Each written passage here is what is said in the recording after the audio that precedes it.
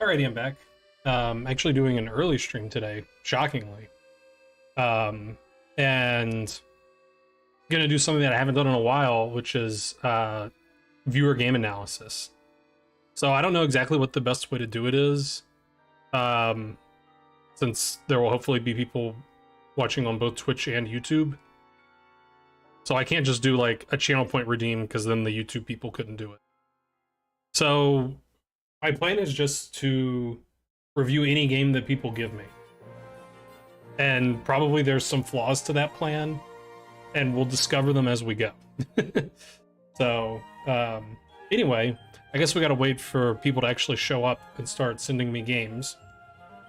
So I'll do puzzles in the meantime, while we wait for the folks to get here. So let's do some Puzzle Storm, everybody's favorite. My favorite, anyway. I'm white.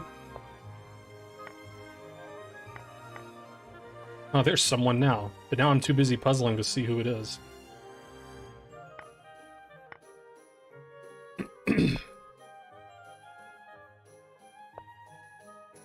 Also, the Georgia-Florida State game's on right now, which I might want to... it probably won't be a good game. Probably Georgia will win by 500. But maybe I'll want to check in on that game from time to time.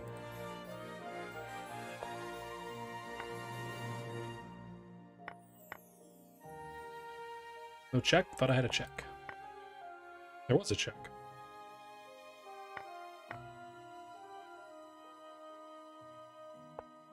Always be checking. That's what I've always said. Probably here for some reason.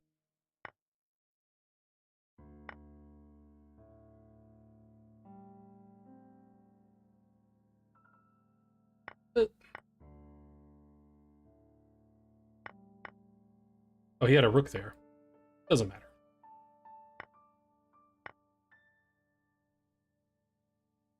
I guess rook take.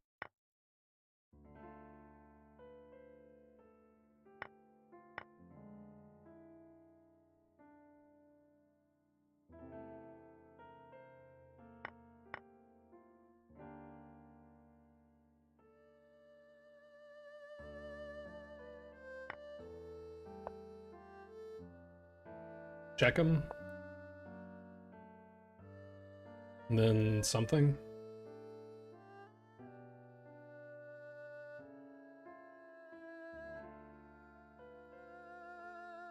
I guess trade and fork.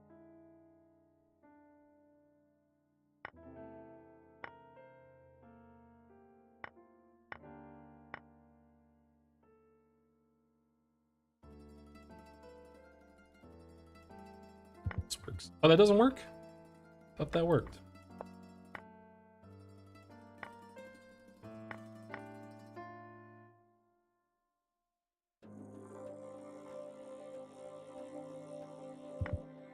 Dang. Who will want me to review their games now?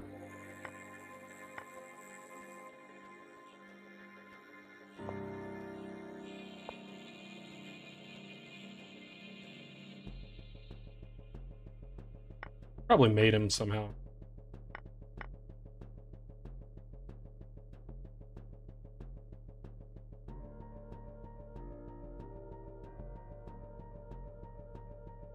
Oh. That was a freebie.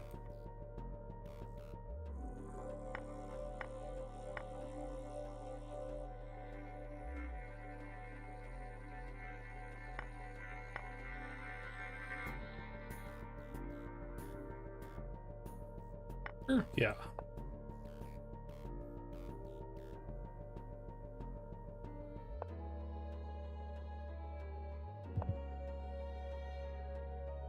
That felt wrong when I did it, but I still did it.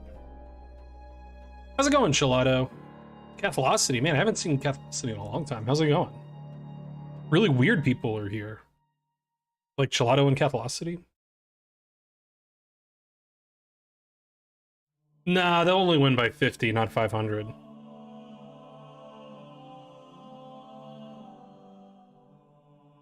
Cheesy's accumulated quite a bit of swords, hasn't he? He's mod in lots of places, right? I think so.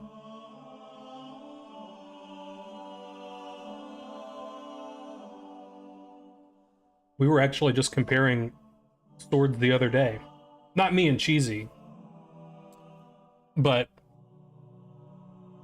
on Layla's stream, me and Jingo and Christina and possibly some other people were trying to figure out who had the most swords. You know, mod swords. And I have 22, but Jingo has 24. How's it going, Eat Chips? How's it going, Super Bry?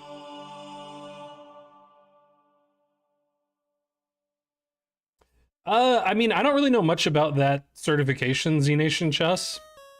I guess it depends on what you want to do, you know, for a career.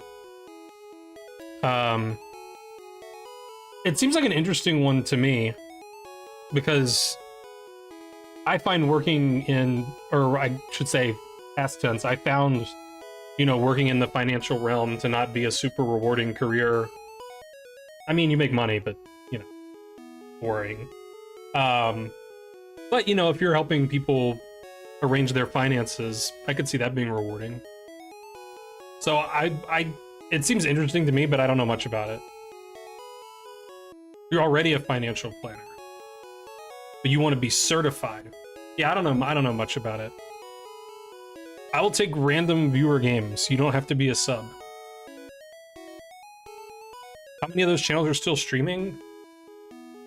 Probably about like 50%. Well, probably about 50% are like active, you know, very regular channels. And then like 25% are like occasional channels, like maybe a few streams a month. And then the other 25%. There were a few that I just like didn't know what they were. It's like, who is this person? What happened?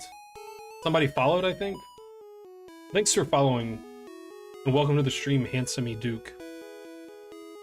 Yeah, so for submitting the games, I guess if it's in like a Lichess, yeah, actually that's a good question. Yeah, I guess just send me a link to it on Lichess or chess.com or whatever. Ah, good idea, Chilato. I agree with that completely, Chips. And I feel like financial planners are like the counterbalance to that. Because in theory, financial planners, you know, could help actually improve people's lives rather than just making companies make more money. That said, I would imagine that a lot of the work you do as a financial planner is for high net worth individuals that don't really, like, who cares if they lose money? So, you can send it on Discord if you want. It'd probably be easier for me if you sent it in Twitch chat or YouTube chat. But you can send it on what's it called? Discord. Okay, now I gotta think for my setup, like what's gonna be the easiest way to go about this. Okay, so I assume this first game from what's his face? From Ludicrous Speed, I assume that you're Lego champ. That's my assumption. Okay, so we're gonna do it like this.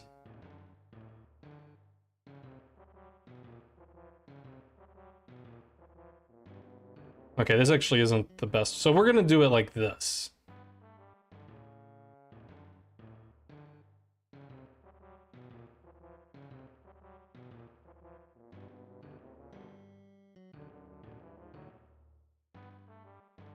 This is how we're gonna do it. Okay. That should work. And then we're gonna do it like this.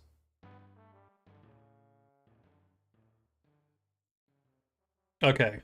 So you're much higher rated than me, so I'm not really qualified to comment on the game. And it's a bullet game. So you're 2600 bullet.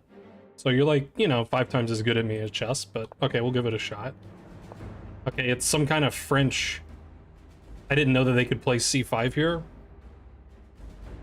I could do that Vindictive, but that would take seconds of effort. And I'm just gonna delete the study afterwards, so it didn't feel necessary. Trash it, real chess, only good at bullet. I mean, probably if you're 2600 bullet, like, probably you're still better than me. Like, a lot better than me at real chess. Yeah, it says your rapid rating is 2166, which is very close to mine, but you're provisional. But your blitz is 2375, which is like over 300 points better than me. So you're definitely better than me, even if you are a bullet specialist. Can I analyze your chess tempo puzzles? Yes. But I'll get them all wrong. French Benoni terrible? Probably. That's fine, Super Bry. I figured I would ask people whether they wanted, like, legitimate, brutal analysis, or if they just want to, like, show off their games. Both are fine. Okay, so I don't know the opening, and it's bullet, and I'm way worse than either player. So my understanding... I mean, now that it's a Benoni, I actually kind of know the opening. My understanding is that... you actually want to leave c4 open for a piece. So, like, in a normal Benoni, if we can go back... In a normal Benoni, white's playing c4 on move 2, and then you get this kind of structure, and you're not ever going to put a piece here because there's a pawn there. But if they play, like, a bad Benoni, like an old Benoni, then... Do they normally play F... I think they play knight f6 here. Like, you don't really want to play c4 here, you want to play knight c3, and then later... this knight can circle around to c4, or this bishop can go to c4, and that's a good square for your pieces. So my understanding, Mr. 2600 player, is that it's better to not play c4 and leave that square open for a piece. Let's see if I'm correct. Yeah, all these guys in the Masters database are playing knight f3, knight c3. c4 is the third most common move. You don't know any theory? Nice. Roast viewers for content. Yeah, I mean, that sounds fun to me. It's hard to roast viewers when they're 500 points higher rated than me, but so far I'm doing a good job.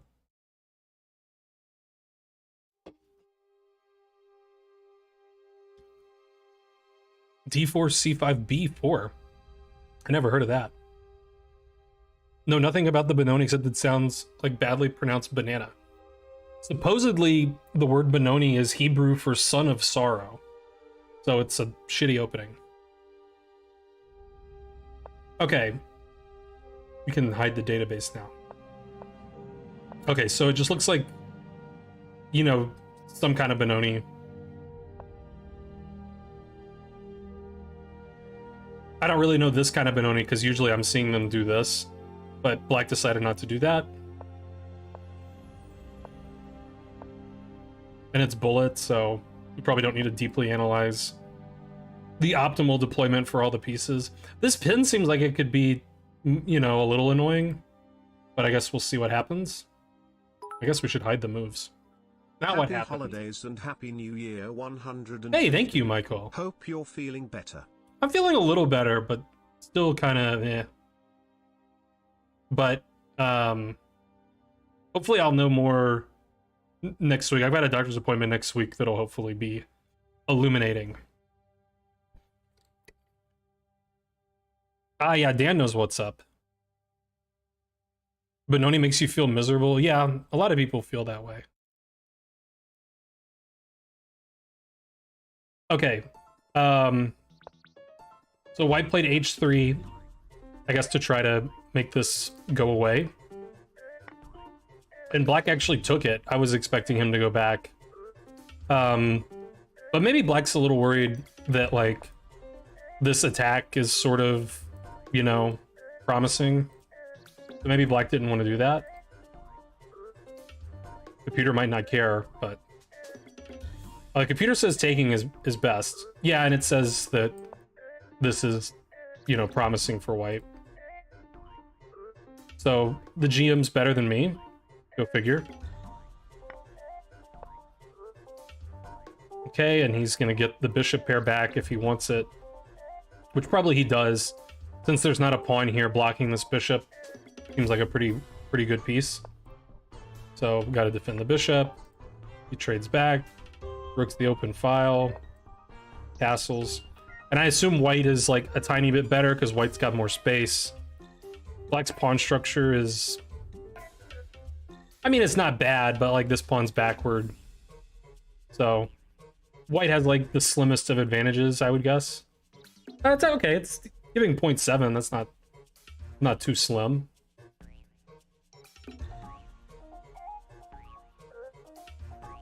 I have been sick, Catholocity, but thank you.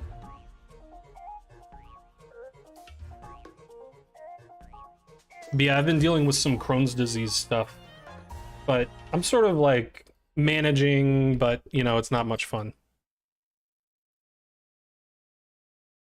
Okay, so yeah, we have a game of chess. Now in the Benoni, if they ever play a6, you play a4. Without exception. I've never seen an exception to that. Oh, he didn't play a4. Okay, let's see if I'm right. Yeah, a4. Okay, it's kind of like tied. Dang, now a4's filter. Okay, there it comes. It's number 3. Okay, now it's the top move again. So I'm not totally crazy. But yeah, they want to do this. And they're even happy to do it as a pawn sacrifice in a lot of cases. Although, in this case, since this bishop isn't here anymore, maybe sacrificing a pawn makes a little less sense, which is maybe why white decided not to care about b5. But a lot of times they will just play b5 to start opening lines on the queen side. And a4 just kind of shuts that down.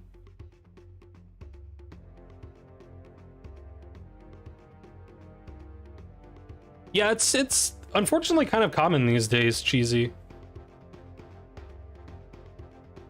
I'm lucky, Catholocity, that mine isn't too severe, but you know, it's still not fun. Yeah, I agree, Bouncing. Like, probably b5 isn't... Like, the computer's not going to be impressed with b5, because it just gives away a pawn, and white's going to have this passer. I just, like, in any Benoni, if I see a6, I just play a4 instinctively. Okay, so the rook came to e1. Also, you know, good move. He didn't play b5. The knight's coming here, it would seem. I would be tempted to play f4, but not let him do it. Okay, he played bishop f4, also not letting him get to e5. That makes more sense, also targeting this pawn. And I mean, it's a bullet game, so, you know, this could even be... Well, no, he just takes with the queen, so never mind. That doesn't really make much sense. He played bishop f8. More pressure on this pawn. The tender point in most Benonis. Yeah, and it's not super clear to me. I mean, I guess black kind of has to do this now. Although that... If he goes there could be some kind of tactic. I'm not sure. Nah, probably not, because bishop takes. Okay, so he went for counterplay instead. Oh wait, but that defends the pawn too, so I'm stupid. Okay, b3 seems, yeah, normal. How's it going, Helio? Now I guess we're glad that we didn't play a4, because if we had, our queen would be kind of stuck defending this. So again, the 2600 player is better than me. h6 seems like kind of a passing move. Queen came over to g3, threatening bishop h6. And he played queen a5. So can I have this pawn? Yeah, maybe he... I don't know. Did he lose sight of this? Because his move is aimed at preventing this. Because then there would be two... Now there's two attackers on this rook. But I think we can get away with this, can't we?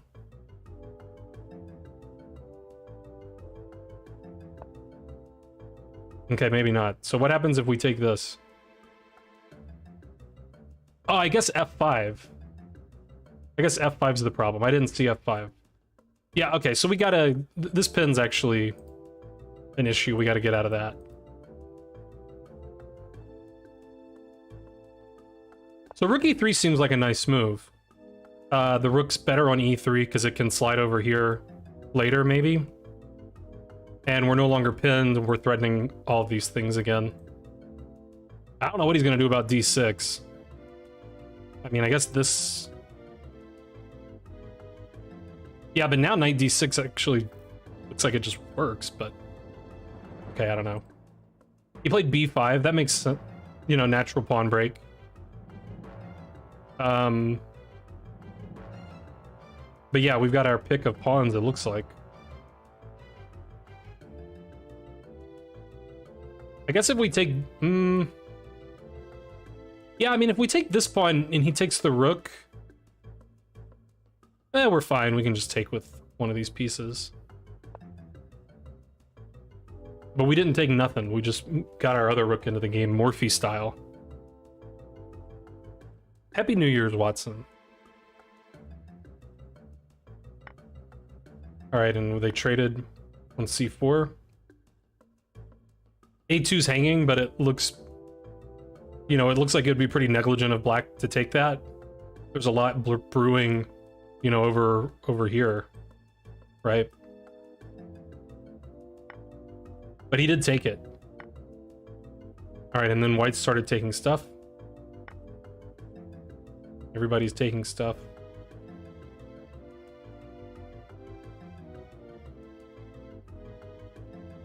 I'm wondering if we can take this tactically. But probably we can't. No, we just can't. That's too bad. Traded bishops.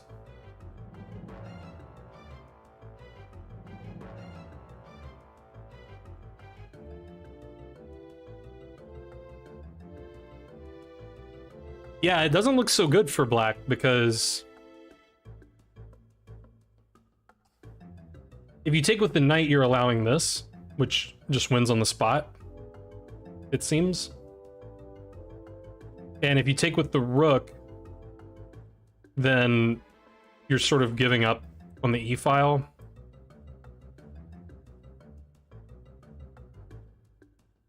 Which doesn't feel right either. And taking with the king also feels a little loose, but it might be the best of the three options. If you take with the king, I don't think this quite works because of rook takes rook. Actually,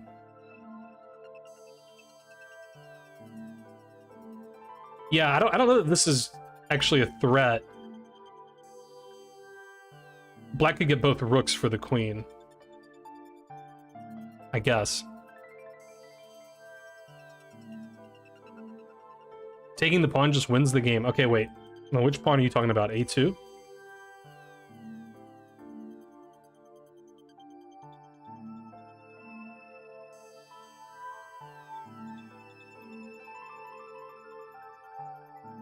Hello, Lima. Yeah, it says white's just winning here. But taking the pawn was the best move. Yeah, everybody's playing well. Yeah, and it says he should take with the rook, but yeah, I mean, the position looks pretty bleak from there. He did take with the rook. Vindictive pointed out taking with the king allows this check too. Which, yeah, probably just wins material. After, like, rook block, then our knight can just move, and we're gonna win a piece. Hello, AGA. Okay, so he took with the rook. These are the kind of positions that that frustrate me. Because if I were white, I would sort of know that I'm better or winning. but then I wouldn't know like what to do here. And it's worse because it's bullet, so you can't think about it. What do you think about the draw of Nepo Dubov? I think it's totally fair game, and it's crazy to me that people are like up in arms about it. Because the way I see it, if players like Nepo and Dubov want to draw, they're going to draw. Like, at that level, if both players want to draw, then White's gonna play like the safest, like White's just gonna play an opening that gives Black no chances to win, and Black's gonna do the same. Like, Black's gonna play a very solid opening where he has no losing chances, or basically no losing chances, and they're just gonna get to some known draw. Like, they're just gonna get to some known repetition in the opening, or they're going to trade all the pieces and it's just going to be a dead draw. So like, why even care about, I don't care about prearranged draws. If people want to prearrange a draw, I don't care, because whether they prearrange it or they both want a draw and play towards a draw, it's the same result, except when they prearrange it, it goes quicker. So I don't see any problem with it whatsoever. Like, people get like angry about there's too many draws in chess, but like, I'm sorry, that's just chess. Like, that's just the game. If you don't like draws, then play shogi.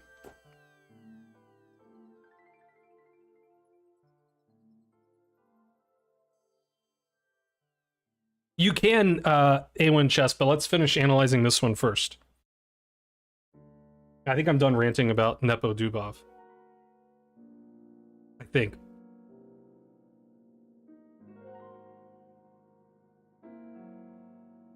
But what's the FIDE rule?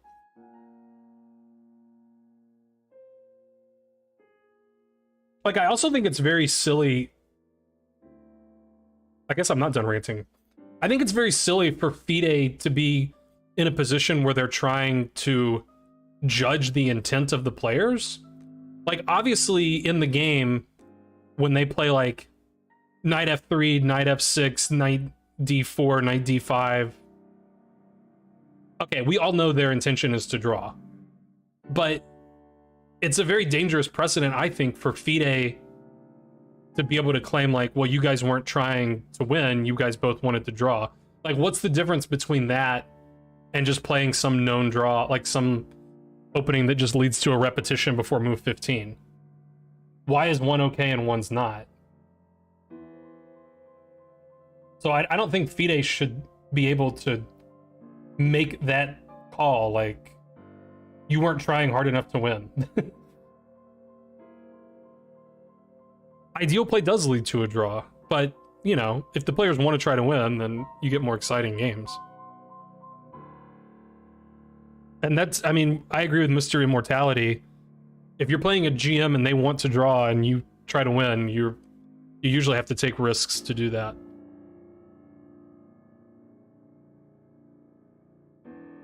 Good moves according to whom, Vindictive? Like, okay, I think the Nepo game, the Dubov Nepo game, I believe it started, I might have the knights wrong.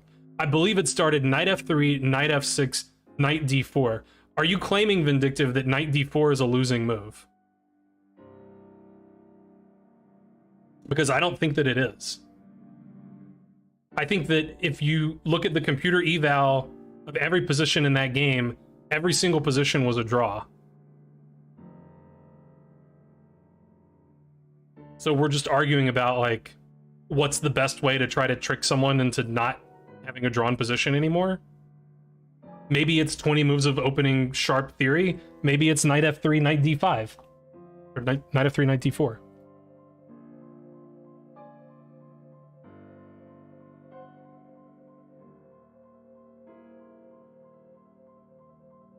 Jarkags, I'm about 1750 USCF.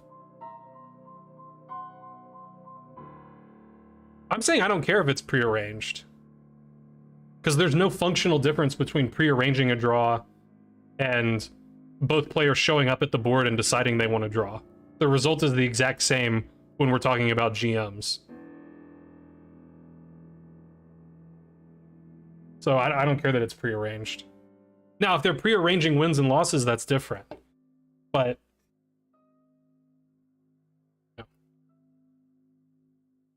did I hear about Ali Reza? I mean, I think he qualified. I don't know if it's like official, but I think he's in. Well, I guess we just disagree, Vindictive. That's okay.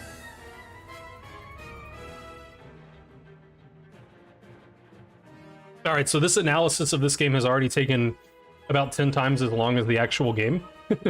Since this was a bullet game that we're analyzing. Okay, so white played d6. As I was ranting, I was wondering about the move knight or rook c3. But I guess we're losing a pawn here, so probably white's move makes more sense. Okay, if I can rant about Ali Reza real quick. I don't know how I feel about the, like, arranged tournament that he had against, like, much weaker, you know, GMs, IMs, whatever. But I think him going to the Ruin Open and just playing, like, a random open FIDE event is incredible. Like, I think that's what we should want in chess. Like, we should want it to be where, you know, you go to some weekend tournament.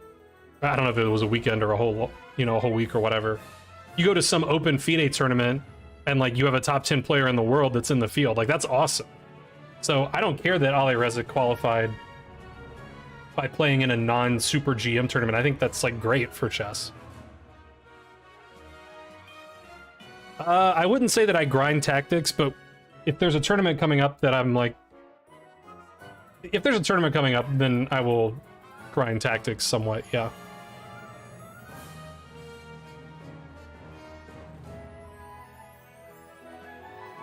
Right, the open tournament I don't think too many people have an issue with, and I don't think there's much grounds for anyone to have an issue. Okay, so this game is, you know, still pretty double-edged because black has these pawns, and it looks like white has an attack brewing, but how do we actually get there? Because this knight doesn't have... Like, we'd like to move the knight and start maneuvering the rook somewhere. But there's not a super tempting looking square for the knight. He starts pushing his pawn. Okay, so queen g4 is a nice move. Probably one I would not have even thought of. Like, that threatens knight f6 check, winning the black queen. And we also can play rook g3 and sort of force black to start weakening his position. So I like the move queen g4 a lot. Okay, and he just hung his queen? Is that true? Did I miss something?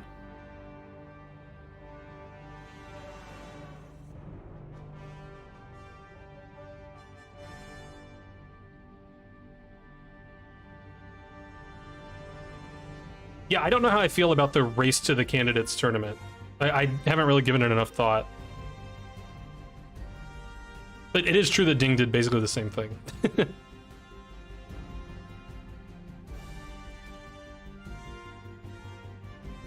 Yeah, he just hung the queen. Alright, nice. So yeah, queen g4 was a really good move. I wonder if queen g4 is the best move. It is the best move, and it only is giving a very, very... Now it's just saying zeros. But queen g4, you know, it definitely asks some questions of black. You force black to decide where he's gonna... Like, he has to... Well, he could play, like, knight here, maybe, but he doesn't want to move the knight off this blockading square. Oh, yeah, also, I didn't even notice it's attacking this knight. I just wanted that. Okay, so he actually has to play queen e6, because that stops both threats. I'm trying to see if I can figure out why queen b5 doesn't work.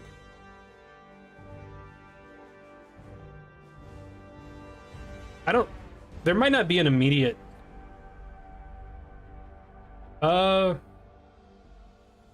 There might not be an immediate tactic after queen b5, but probably white's is just looking pretty good after rook g3, I guess. Yeah, it just says rook g3 and white's winning. Because black's gonna have to start softening up his king. And yeah, he doesn't, you know, these pieces aren't really great defenders. d6 was a big mistake. Queen g4 is already good here.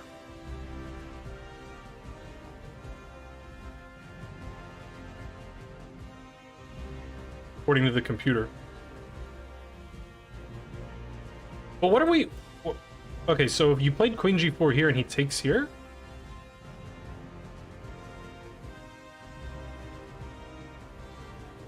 There's some trick that I'm missing?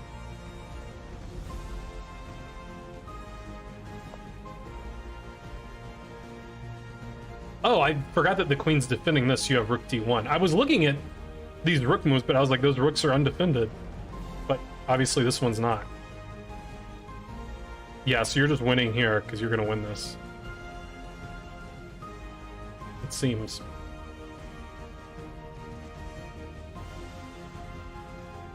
Okay, so how did the game finish? He hung his queen. That was nice of him. The game still continued for a while. So one problem with me putting this into a study is we don't have the player times. But this was a bullet game, so, you know, playing on in bullet is, like, always fair. But yeah, this should be pretty easy conversion, up a queen for a knight, but okay, you know, you're still playing a GM. Okay, so we're trying to trade the rooks with some success, making our task easier.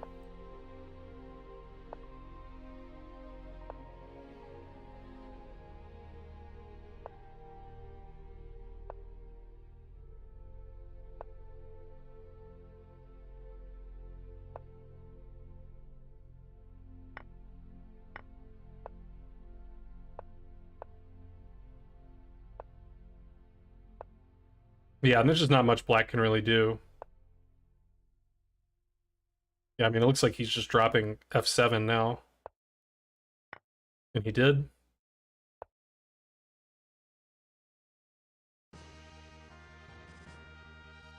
We should have some tactic, I just don't know what it is. It's hard to not play rook h7. Like, rook h7, king g5, king g3, we're already, like, getting pretty close to mating. Checked first instead. Check.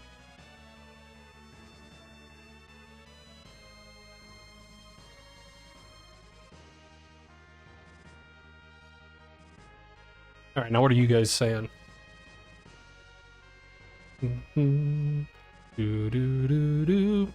We're still arguing about super GM stuff. Okay, I don't super get g5. Although I did just notice that we're on this rook. Ah, so that's the point. We can't take the rook. I didn't notice the rook was hanging, so I wouldn't have blundered my queen. But we can't take the rook because then there's this fork.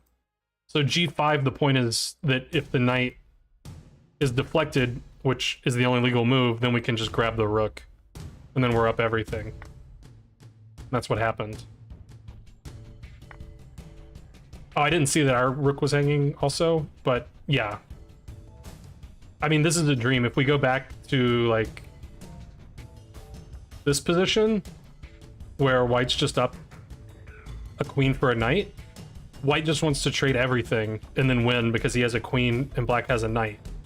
So then the position that we were just looking at, which was here, white has basically achieved that.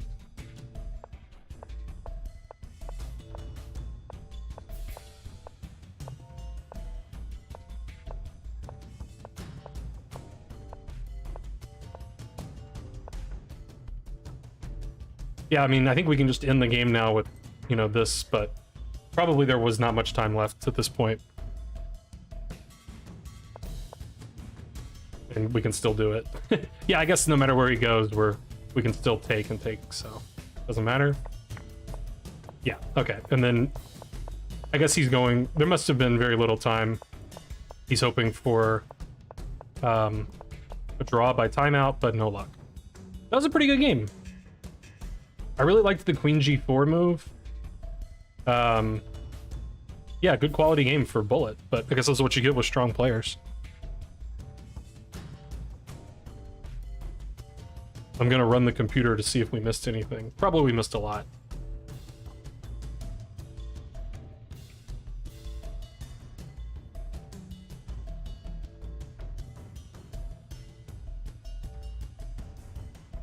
Nah, Camel can do it. Camel can do anything. Alright, maybe not anything. How do I refresh? Yeah, so basically white was winning the whole game. Except for here, where the only winning move was queen g4. Not the easiest move to find, but he found it a few moves later. Kind of cruel that queen g4 is the only winning move.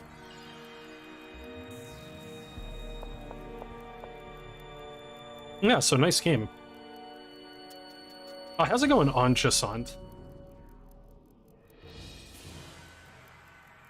Alright, so I think Vindictive had a game, and somebody else had a game. So who else has a... Somebody send me a game to look at. Superbri also had a short one.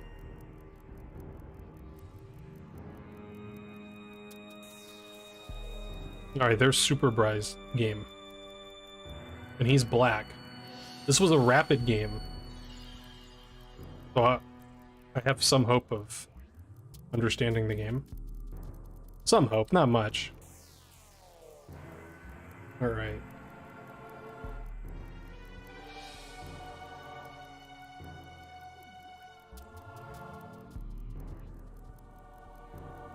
Let's go ahead and get that computer analysis going.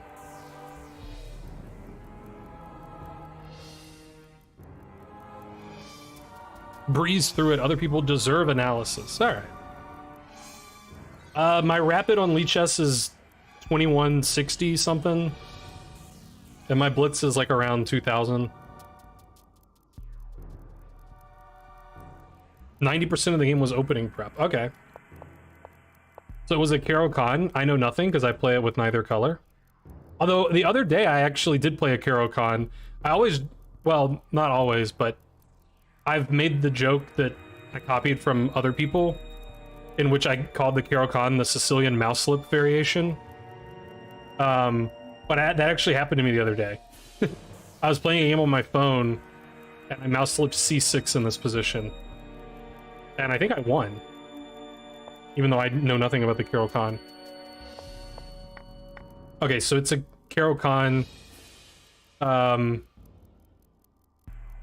Now, I definitely don't know the move Bishop d3. The only move that I might know is... This is the Panov, right? And even then, I don't know it, I just know the name of it. Bishop d3 is extremely common. Okay. I believe you. And you sort of attacked the pawn. I guess you're attacking the pawn. This trick doesn't work because there's knight takes. So he defended it.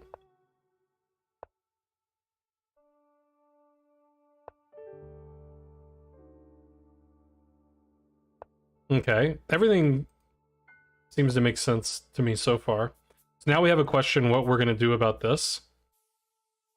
And we can't play rook b8 unless we want to sack an exchange.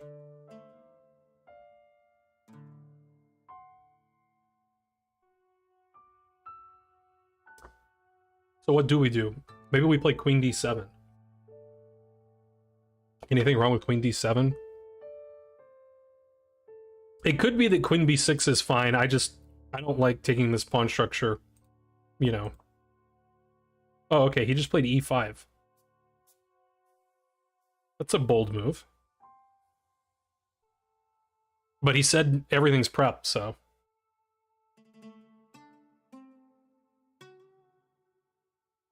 So what happens if he takes this?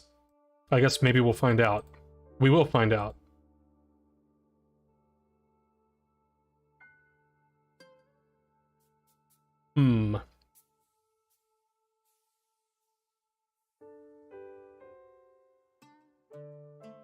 I think we take that.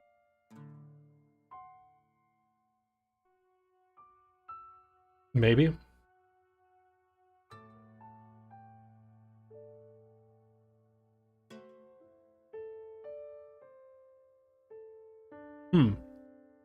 You're at the poker table right now. Good luck, Joe.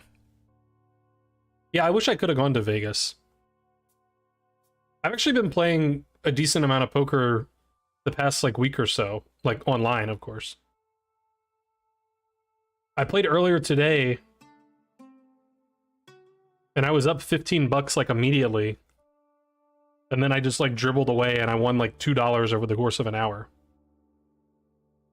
Hold'em's what I was playing. Probably that's what Joe was playing, since I've played Hold'em with Joe in Vegas.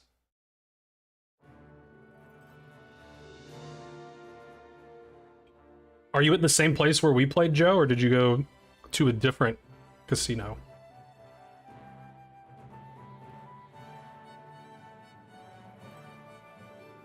Oh, nice.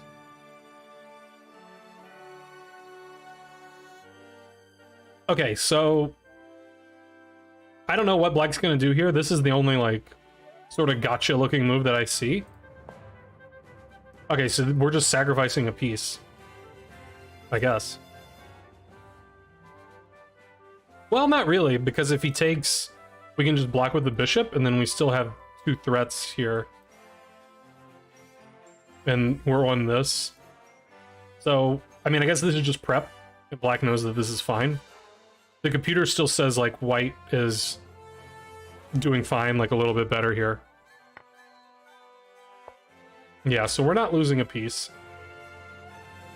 We're going to be down a pawn, it looks like, but we're going to have the bishop pair. And,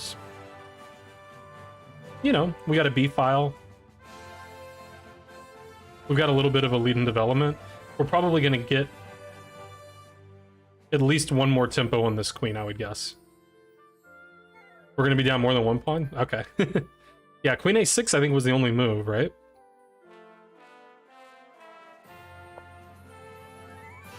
And yeah, I think we could very well get another tempo on that queen later. We have to take the bishop. Okay, so he could take this pawn, and then we're down 2 pawns, but okay, but then we are on this. So he stopped that first. Now he wants to take this, probably.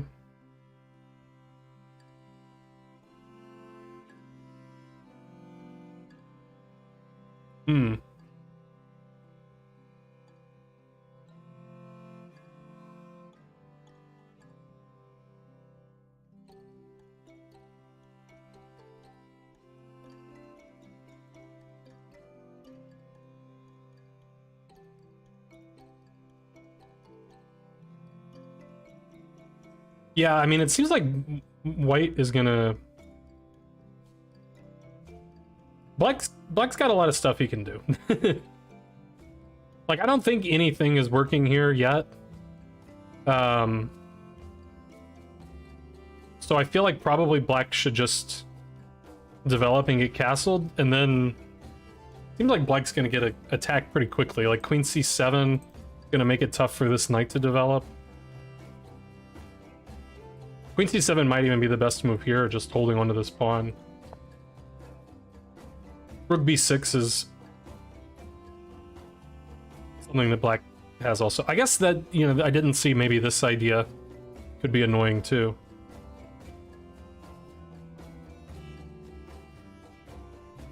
Seven-2 offsuit. Terrible. White had to play knight f3.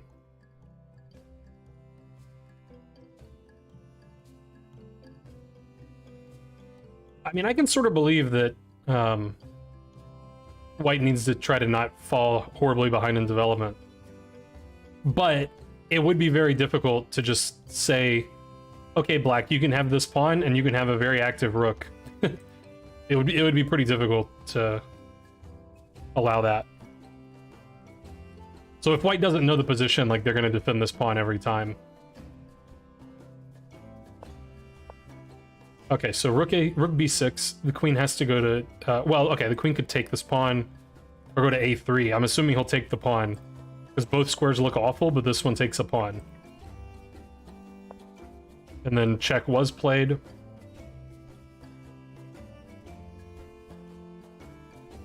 Knight e2 seems like the most natural move to me. Yeah, we are down 2 pawns. It's true.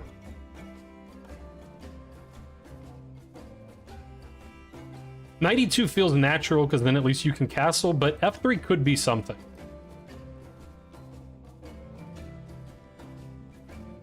Because we're not down enough pawns yet. He did play knight e2 and just develops the bishop. And now black's ready to castle. Makes sense. Yeah, and if white castles, f3 is going to be annoying, I think. This bishop's going to be too strong.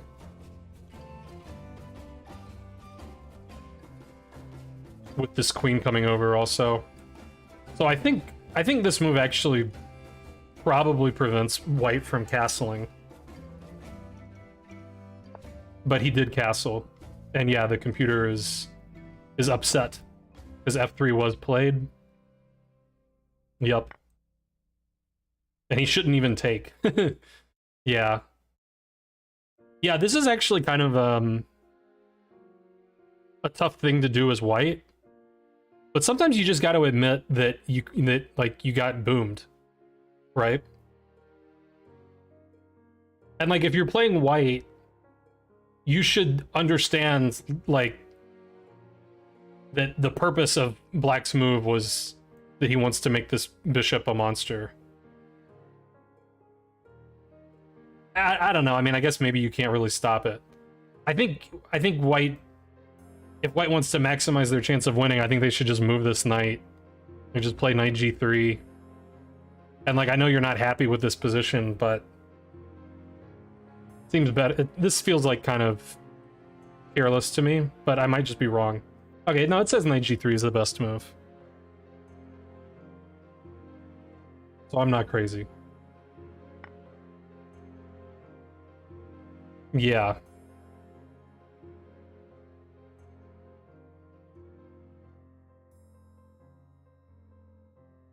Now there is some question as to how we should continue. It's easy for me to say when it's not my game, because it's very fun to sacrifice other people's pieces, but I'd be very tempted to do this. Because the knight is the only thing that is defending f4. So if white can play f4, maybe he's shutting down the attack. Maybe. Although I don't know if I even believe that.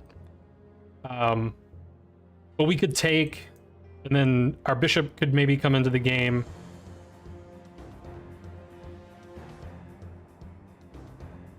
It feels like we could just attack very quickly. But I'm not sure we even need to do that. Because if he does play f4, then he's giving away this square, which is, you know, sort of big. I don't know. I would be very tempted, but like I said, it's easy for me to sacrifice other people's pieces. All right, he did it. Nice. Is that the best move? It's basically tied for the best move. So the computer slightly prefers bishop b8 or castles. But I am curious, is it playing this sacrifice later in the line? I don't see it in this bishop b8 line or this castles line. But, yeah. I think I probably agree with you. I guess we'll need to see what transpires. But yeah, it seems like a very good exchange sack.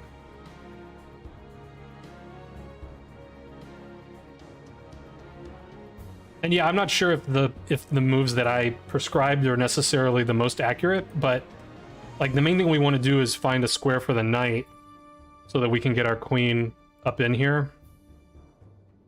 One of these squares. And I mean, you can even consider like knight e4.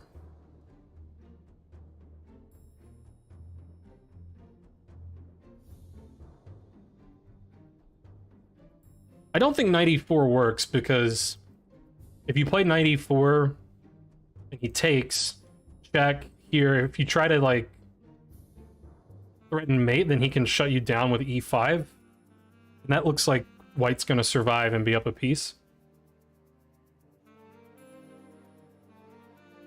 Or actually a lot more than a piece. So I'm not sure that knight e4 works. But even like knight h5 is probably pretty quick, probably quick enough. Something. Just castle also looks really good.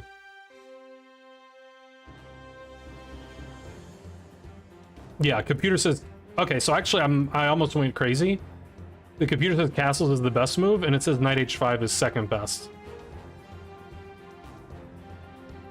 Probably if I had the position OTB, I would play knight h5. How's it going, Martian? Still in prep, dang. Pretty good prep, move 16, and you're +5. I would be somewhat worried that like this is too slow. Like I would feel like my position's probably much better or winning. But you know, black has invested a lot of material here. So I would be a little anxious to like, let's checkmate him quick before he defends somehow. Yeah, I thought bishop h3 looked tempting too, which also gives the knight... I get that this is not like an aggressive looking square, but... Okay, maybe knight d7 doesn't make much sense. I think the thing is, this doesn't really... It doesn't really threaten that much. Like, white probably wouldn't even mind if you took that rook and then they can take with the bishop and sort of glue things together again. White would still be up 3 pawns in that position. So I think bishop h3 just doesn't threaten enough. And it's not really building our attack. So the computer says that these are the only moves that black is winning. And otherwise, it's sort of equal. Sort of. And it says the third best is bishop f4, and it gives minus 0.7. So we can see that black's advantage is still somewhat what was I even trying to say there? Fragile is what I was trying to say. Black's advantage is fragile. How's it going, Camel? Yes, you can. Did Camel play in Vegas? I was never clear on that. Okay, so castles. And white's trying to run. And he'll try to coordinate some defense here. And he'll try to get his rook here.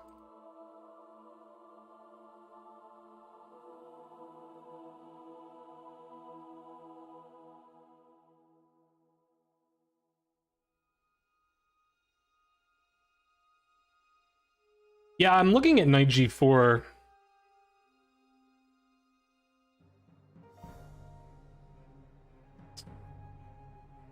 I just want to sacrifice my viewers' pieces.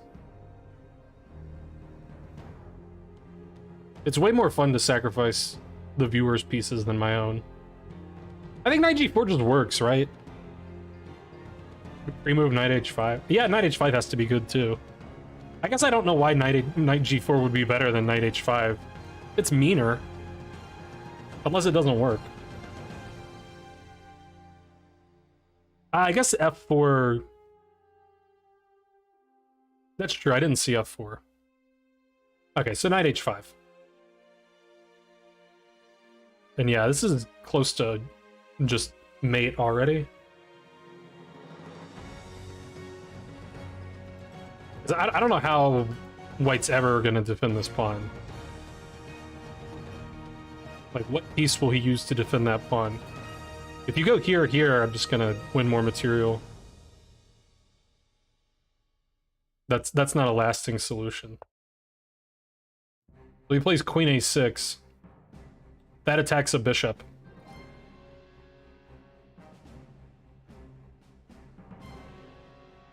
I guess maybe we're trying to coordinate some defense here. It doesn't seem like it's going to work.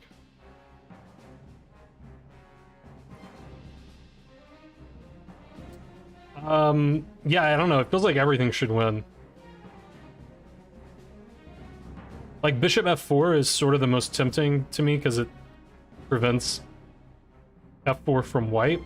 But on the other hand, I want f4 for my knight later. So, like, bishop f4 here, here, here, he's actually sort of defending a little bit, kind of. Maybe even rook g3 there. And again, white might be happy to just sack the exchange in a lot of positions.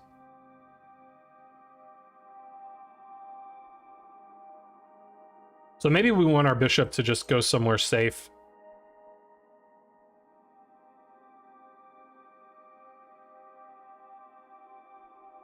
And leave f4 open for the knight. I think I would play like bishop f8, or I'm sorry, bishop b8, something like that. Okay, or we could sacrifice, which I should have looked at, but I didn't. Yeah, all the strong players got it. How's it going, Little Plotkin? It's weird, I was looking at bishop h2 in like some earlier position. I can't remember where it was. But then I didn't look at it here. But yeah, that looks pretty good.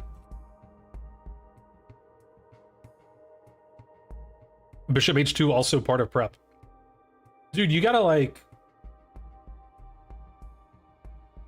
I think you can... Well, I don't know. Maybe I'm wrong. I want to say, like, stop prepping here. like when the position... When it's minus 13, like, you can probably, you know... Your preparatory efforts might be better spent somewhere else. In some equal position. But, I mean, okay, bishop h2 is the best move by far. But so many other moves win. It says bishop c8, bishop f4, like everything is like minus a billion. Does my move win? Not as much, so good prep. Still minus 6.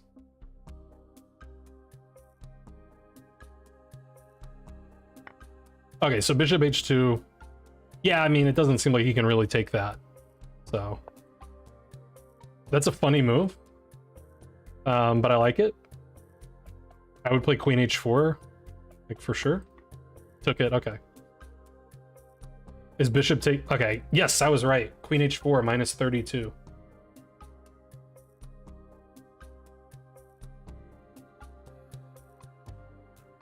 The fans wanted to know about bishop c8. Okay, wait.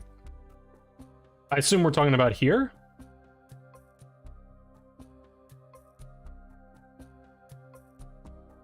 Bishop c8 attacking the queen, and then bouncing gave queen c6.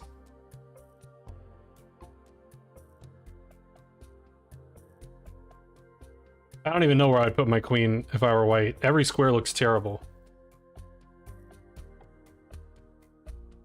I feel like I would... Ugh. Yeah, every square looks just awful. Like, I kind of wanted to go here to try to defend, but then you're just stepping in this even harder. Or like... Yeah, I mean, we can't really... Yeah, it looks terrible. Okay, we'll give Bouncy what he wants. And then you wanted bishop b7 here.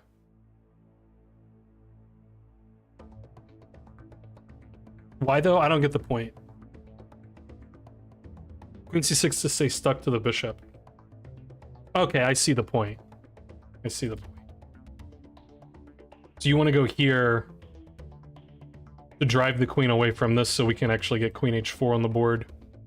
I mean, it seems like if we ever play queen h4, we just win automatically. So it seems right. Yeah.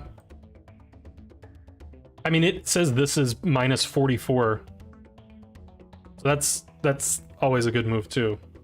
It says bishop b7 is the third best move, but it's only minus 6. So it's about 1/8 as good as this. Yeah, now it just says this is mate. Mate in 16. Tough stuff. Okay. So he took the rook. Also good. Yeah, I would totally go here. But I guess maybe we're like... I don't know. There's not anything to worry about, though. He can't even go here, because then you just check him. And then he gets mated. Always play bishop f1. So, yeah, I mean, it seems like he's just totally screwed here. Because he can't go here. That means, like, some terrible discovery is about to happen. Or even random legal move and then bishop h3. There's like something. Something terrible is going to happen.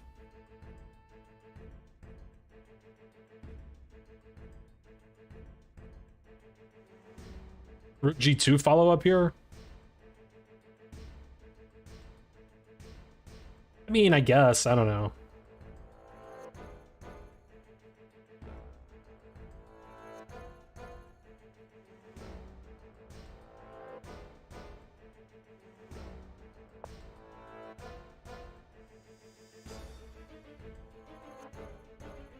I'm not super sure what I would play.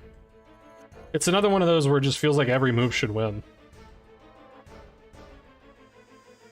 Like, if nothing else, I could just put my bishop somewhere and play knight f4. Somewhere. It says bishop b8 check minus 40.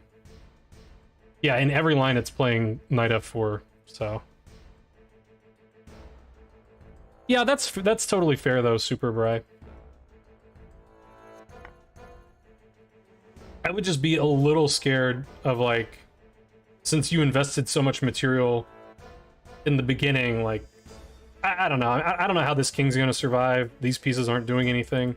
But if somehow he survives, like, then, you know, things could be scary over here, I guess. Okay, so not letting him run away makes a ton of sense. And we're just threatening him mate in 2, I believe. So he stops it, but only temporarily. You can take the pawn. I think we're again threatening mate in 2. We're also threatening this. So I don't know what he's gonna do about all that.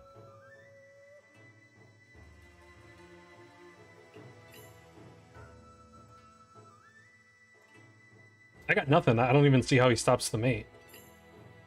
I guess he has to play like king h2. But even king h2, I can just go here. So I don't know. I did see that move. I guess that stops mate, but it doesn't really stop the threat. And yeah, we can just like take the bishop. How did he survive? Look, there's like 10 more moves in the game. Okay, maybe like 5. But still, how did he survive 5 more moves?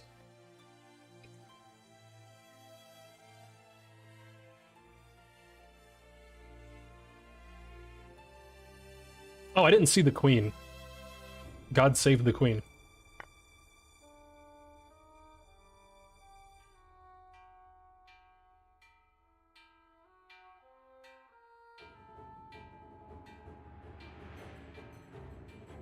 I'm thinking here... And then if he goes here, we have this, but I don't know, probably everything wins. Check. King g1 forced.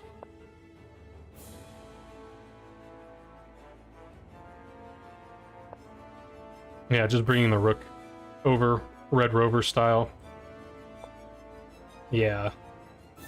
What can you do?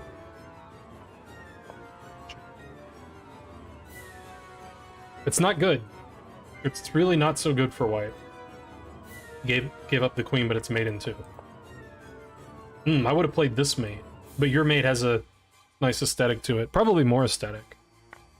Yeah, that was a pretty good game. It's nice when your prep leaves you in a, you know, plus 13 position. So what did white do wrong? I mean, white was fairly greedy. This was a rapid game online, so he doesn't have a ton of time to think. I feel like if you're white and your opponent plays this move, you should be very suspicious about grabbing this. Like, probably black... Like, probably this is prep. Probably black's not just, like, letting you take this for no reason. But you don't really have a lot of time to think. And I assume queen takes b7 is like the computer move, although it's not. But it's close. And then, yeah. I mean, all this is fine for white according to the computer. It just seems a lot easier for black to play. Because again, you get here, and if you don't know the position, I don't know how... I don't think too many players are just gonna, like, be okay with black taking this. But you have to be okay with it, or you're dead. Or not dead, but in trouble. Yeah, e5's some good prep. It's a nice line. Let's see if e5, how common of a move this is. It's been played 55 times in master games. 10% of all games. And then in Lichess, it's 2% of all games. I have Lichess filtered by 1800 plus. Yeah, so I think this is a pretty nice line to know. Yeah, I agree, b4 ugly.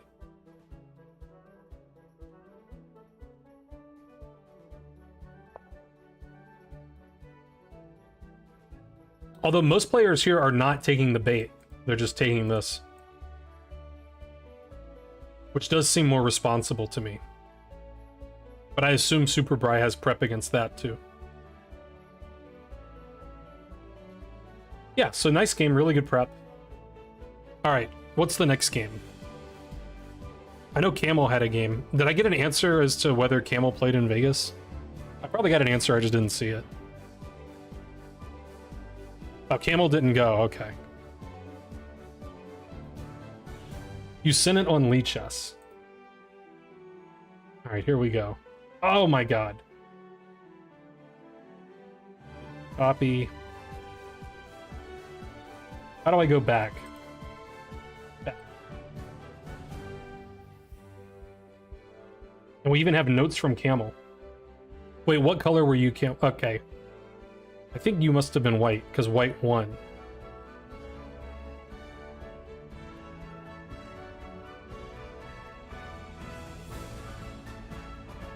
You were white. Okay, cool.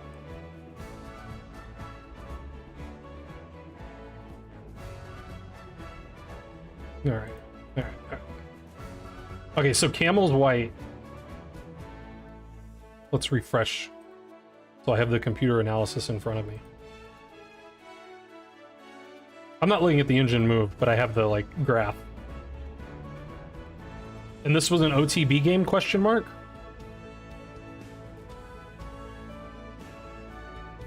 With some time control? OTB weeknight. So I'm guessing a relatively quick game. Okay, game 70 to late 10. Yeah, that's pretty quick. Although it's longer than, like, any Alabama tournament. Alright, D4 Exclam.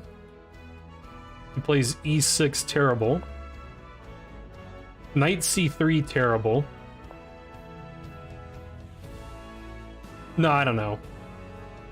I mean, I just play C4, but maybe he was in a Jobava kind of mood. Admittedly, E6 is kind of like not a super useful move against the Jobava. Okay, he played D5, which seems correct. You don't really want to let white do this. I guess E6 isn't useless. I guess I'm kind of tripping. Bishop F4 Jobava style. Knight F6. Attacking C7. Black has to play Knight A6 or that, which I didn't see.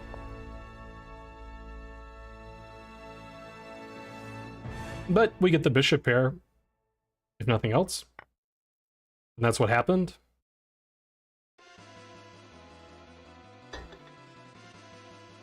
Oh, sorry, Vindictive. We'll get your game next. I gotta figure out if, like, when I'm doing game review streams, should I have, like, a queue somewhere, or, like, how am I gonna do it? I don't know. Alright, Vindictive. Sorry for skipping your game. Alright, this seems like it's already theoretically much better for white and easier for white to play. Because white's development is pretty natural. I mean, with some variation on these moves. Black has a problem with this bishop, but black has this nice like central pawn mass that can move forward. So it's probably not anything substantial. E6 is a great move no matter what white does. I don't know, man. Like, I know it's not like bad, but I mean, I think these moves are better, you know. But yeah, I mean, you can play e6. There's nothing wrong with e6. How's it going, Dominant Cat? It's either Tina or Crab. Only Layla knows. Okay, where were we? Here. Yeah, I'm not even sure that he should play bishop d6. Usually they defend with this, and you get this position where both sides... it's just sort of weird and hard to play for both sides. Like, this knight's stupid, but this knight's also a little stupid. And black's gonna get c6 later. So I don't know, I mean... Yeah, you should just play knight a6. Maybe black didn't know the theory. This is Lee chess, but the game we're looking at was played on an actual real-life physical chessboard. Okay. Camel played c3, which surprises me a little bit.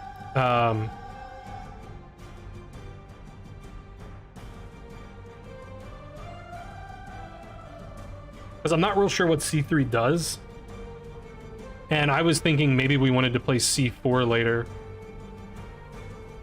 Not necessarily, like, in every instance do we want to play c4, because that is undoubling black's pawns.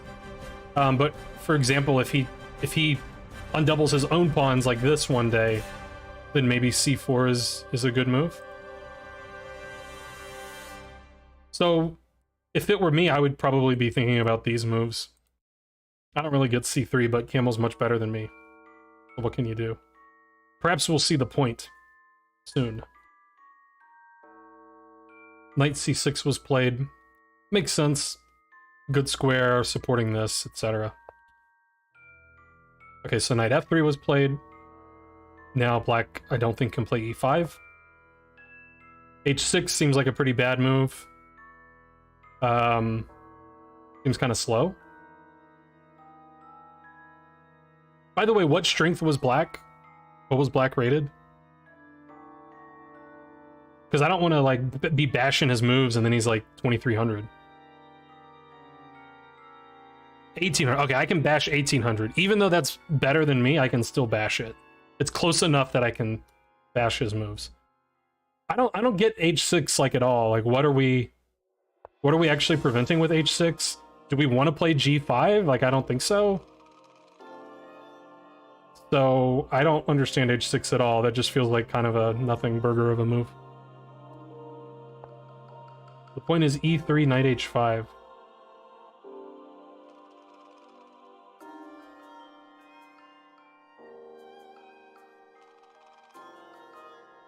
I mean, okay.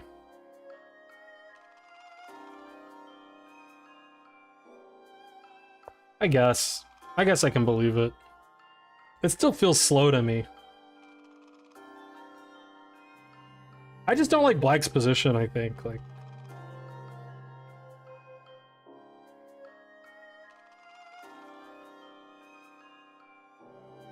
it's just hard to get developed here. I would probably want to castle and play rook here and get in e5 as quickly as I could. But maybe you can just never really get in e5. The computer likes... oh, we've even got Camel notes. Oh yeah, Camel really liked the move bishop d6. Nice.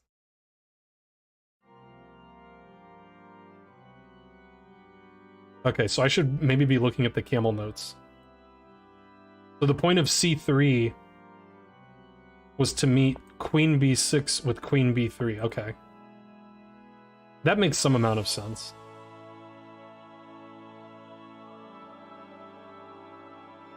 Alright. And the computer says c3 is the best move, so Go figure.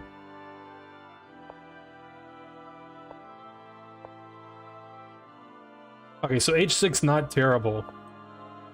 Not inspiring, let's say. And then Camel played h3, which the computer does like. And Camel already told us the point. So now if knight h5 ever happens, the bishop has a little hidey hole.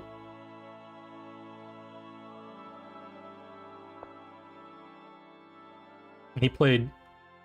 we could turn that off, I guess. He played queen e7. Makes sense. He's supporting e5, I think. Yeah, dark square bishop is pretty good, since it managed to get outside of this pawn chain that's about to happen. And it's pointing at this tender spot, and it's helping us prevent the desirable pawn break from black. Yep. Yeah, and black doesn't have a bishop to oppose it. Indeed. Okay, so e3, white's position looks perfect, black's position's still a little weird. The knight came into e4. Bishop d3 looks pretty good to me. He played bishop e2 instead. Everything seems good. I was thinking bishop d3 so that I could play c4, but maybe I'm just over-attached to the c4 thing. But if my bishop's on d3, and I play c4, I'm not even undoubling his pawns. Like, then I could even take and leave him with this, you know, stupidness. But the computer doesn't like it, so what did I do? The computer literally doesn't care. e5 exclam.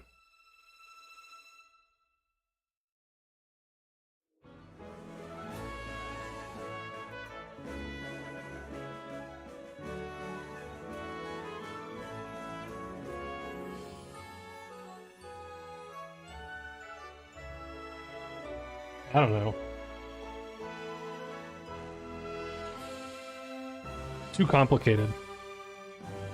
I give up.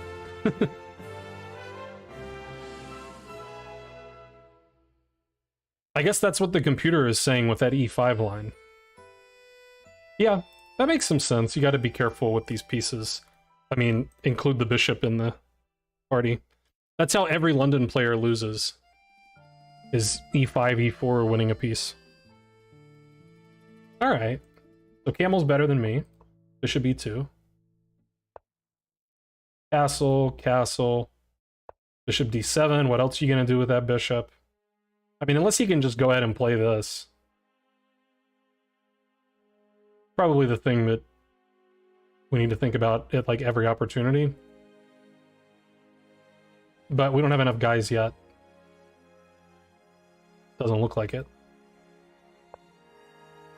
Yay, c4. I like c4. Although the computer doesn't like it so much. Sort of like, what else are you gonna do here, though? He gave the line knight d2.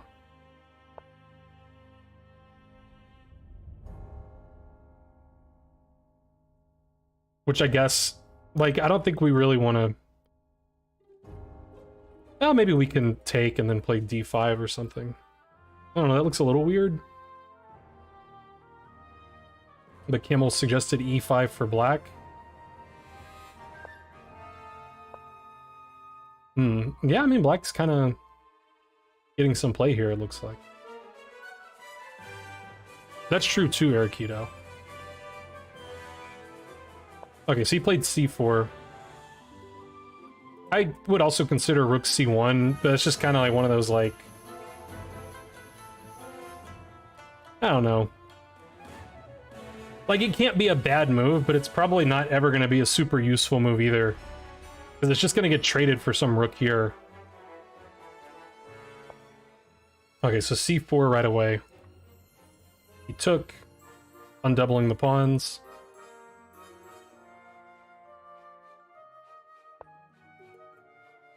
Okay, and knight b4.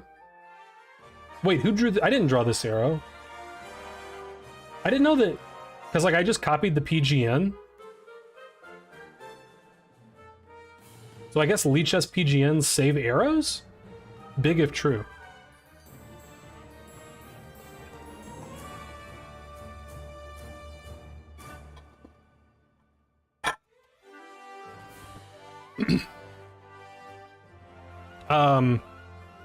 Okay, so Queen B3 before C4. Queen B3 makes sense. I mean, I don't know that you're doing a whole lot there. You're asking a question about this. And you are giving up on the idea of any knight D2 at that point.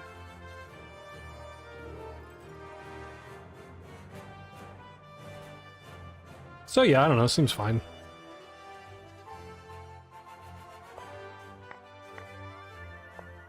Yeah, so I'm wondering if we even have to care about this arrow that much. Because I feel like I would, if he plays knight d5, I feel like I would be happy to just take it. But I don't know, maybe I shouldn't be. Seems like that pawn structure is really bad. I have queen b3 in that position to hit all these pawns.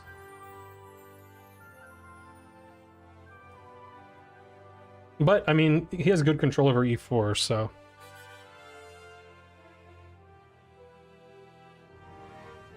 That's true, Wouter. Or might be true.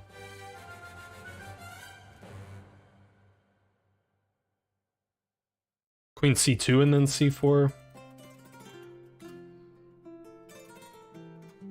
I guess queen c2, you're just kind of asking to get hit by something here. You know?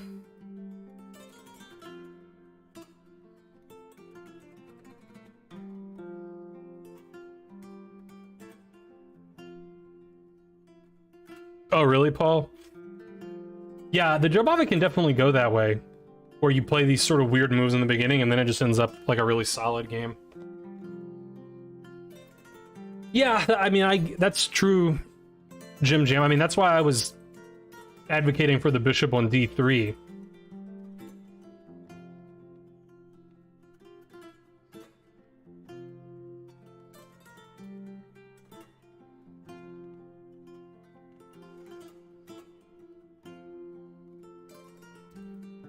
Yeah, I mean, maybe.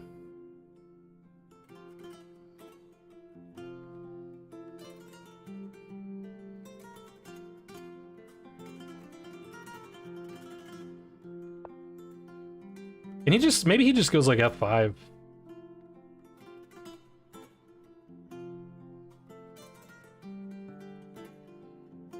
Knight h2? You mean here, Kenny? I'm very suspicious of the move knight h2. I don't know if you meant here, but basically wherever you meant, I'm suspicious. I had a game that was reviewed by chess coach Andras about 2 or 3 months ago, maybe. And I can't remember if I played knight h2 or if like we were discussing some line. And I said my intention was to play knight h2. Similar to your idea, like I wanted to play knight h2 and move my f-pawn. And Andras just completely eviscerated me for that. And I think correctly so. And that kind of stuck with me. And his comment was something like, have you ever seen a game where like between GMs or like masters or strong players where white plays knight h2 and like that was the best move, like that was a good move? It's like never. Yeah, these kind of moves I think you should always be very suspicious about, where you're like retreating a piece to the edge of the board because you're trying to make some maneuver. Like if the position were very closed and black just had no play, then maybe you can get away with something like that. But you know, black has plans and improvements that he can try to make. So I feel like this is very slow.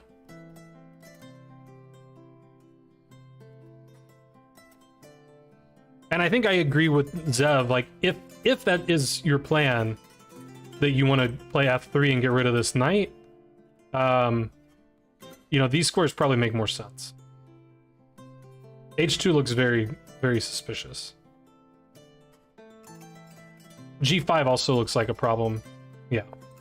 Okay, so anyway, C4 was played. Take, and then we'll redraw Camel's arrow. Oh, he also said puzzling move. Yeah, I think I agree. I'm sort of a sucker for like solid structure. So if I were black, I'd be thinking I'm gonna play D5. And I wouldn't be thinking about putting my knight on D5, but maybe black's right.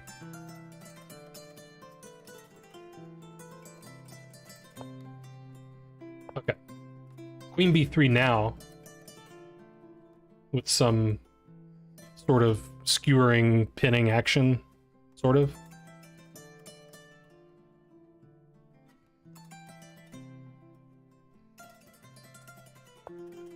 And A5 was played. I think Jim Jam was suggesting D5, which looks like a better move to me. A5 doesn't look so bad.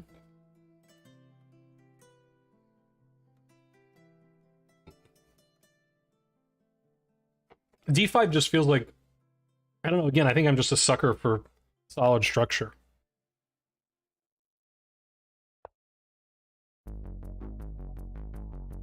Yeah, I mean, now we have A3, though. If we would like to try to win some material. Although I mean, again, I'm not sure that we ever win material, because our B2 pawn is going to be a target in the end. Okay, he did play A3. B5 complicated.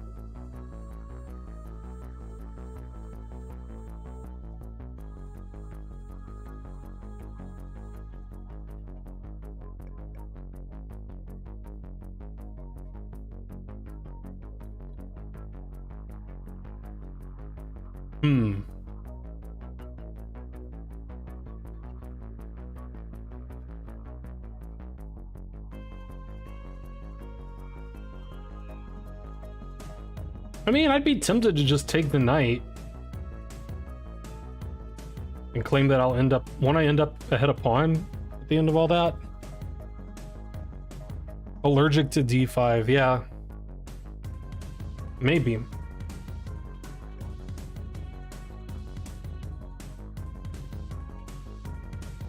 Yeah, I thought white was winning a pawn. Maybe there's some complications. Like, he's gonna get rook c8 with tempo, I guess. I mean, the bishop is, like... Is the bishop great, or does it just look great?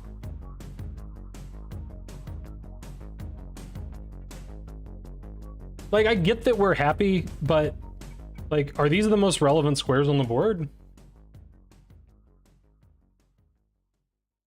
And... We can talk about this knight. This knight's pretty good.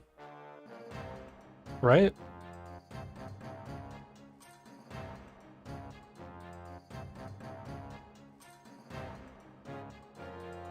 Ah, he wanted his rook on b8.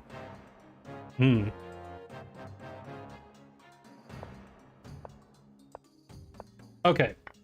Yeah, so Camel just took playing this line where it looks like we're going to be up a pawn. Because if we take and then some rook c8, I think we can just play queen d3. I think. But he didn't even take it. And then he said he definitely didn't calculate queen c2, and he felt pretty clever, but it's not actually that strong. After d5 here. That's believable.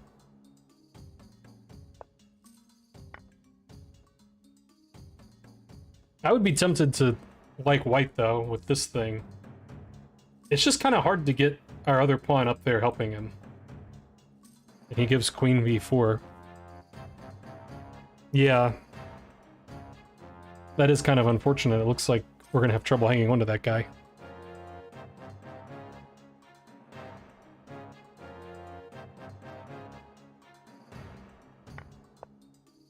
But that's not what black did. Black played bishop c6.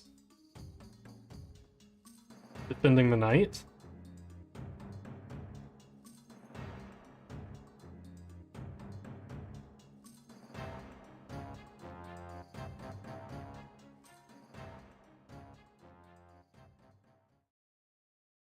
Intending bishop d5, apparently.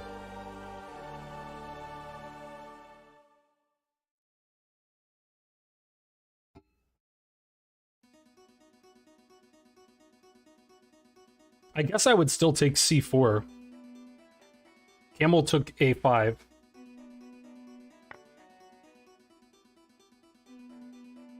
Queen b7 was played, putting pressure on b2 and creating some kind of battery. This is Lichess.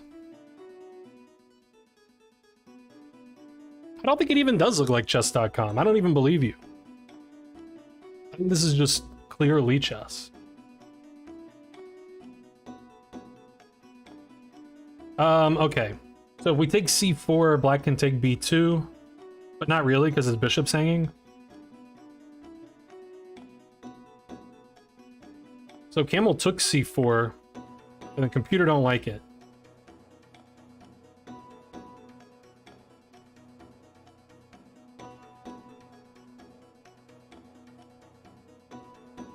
I think I would take it. What else are we gonna do? Like rook fb1 or something? It says rook fc1.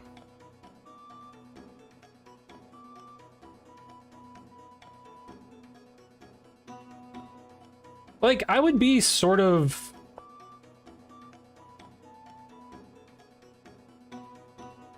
I don't know, still, like, if I'm black, I feel like I would feel better about life if I had this move in. Like, I get that we kind of just made our bishop really stupid, but this pawn's really strong. Our knight's pretty good. Like, I don't know, this feels solid. But the computer must just never like this d5 move at this point.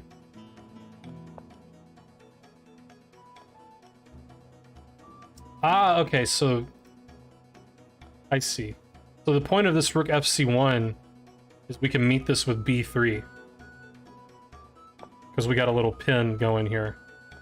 So he can't take. So we're going to be able to... He can't take either way because he's losing the bishop. If queen takes, then yeah. So we're going to be able to do this next move against anything. And then the black position's kind of falling apart. He's losing all his pawns, etc. How's it going, Onisq?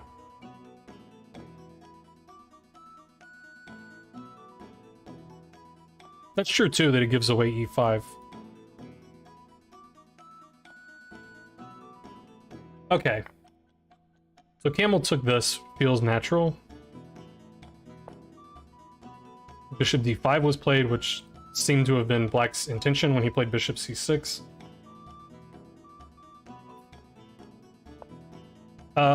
Yeah. Now we gotta move our queen somewhere. Queen e2 defends the pawn.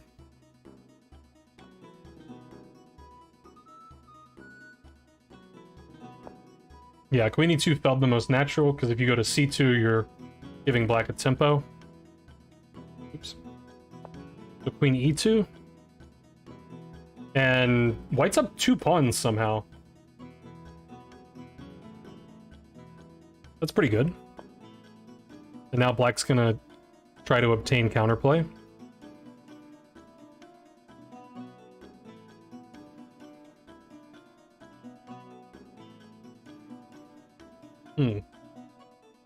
I kind of just want to go here and start pushing all my pawns and ignore whatever black's doing.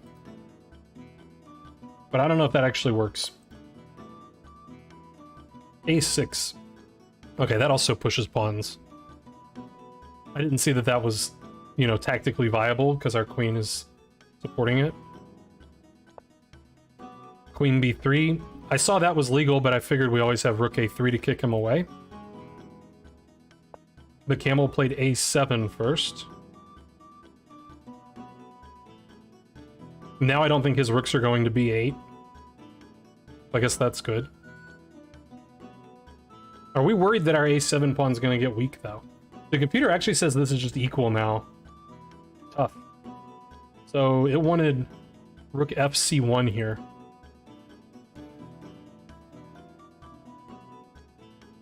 That sort of makes sense. Like, white's gonna be pretty happy if we can just trade a lot of rooks. That'll make the queening a little easier. So a7, white's up 2 pawns, but it's dead equal now, according to the computer. He played bishop c4. There is also this rook c2, as mentioned by Onisq. The boy has light squares. Oh yeah, I didn't see all that. Yeah, that's true. Possibly missed by camel? Perish the thought? So he played it? Oh no, camel didn't miss it. Camel played queen d1, which was his intention. Not losing in exchange. And then here, black blundered.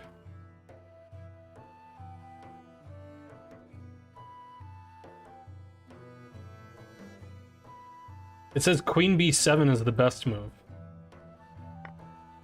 And he took the pawn. Unthinkable.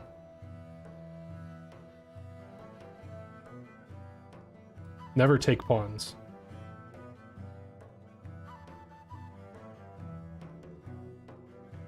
I don't know what to do.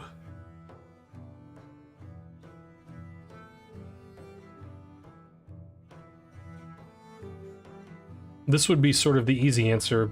Well, no, because that's probably not good. It sort of looks promising for black. So we gotta do, I don't know, we gotta like do this. We gotta make some moves here.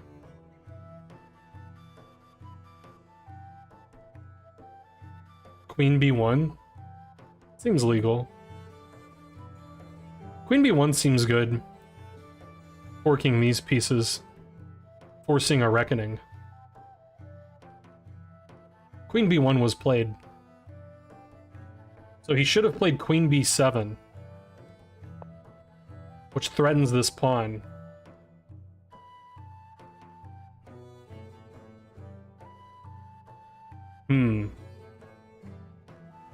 Also the rook's hanging.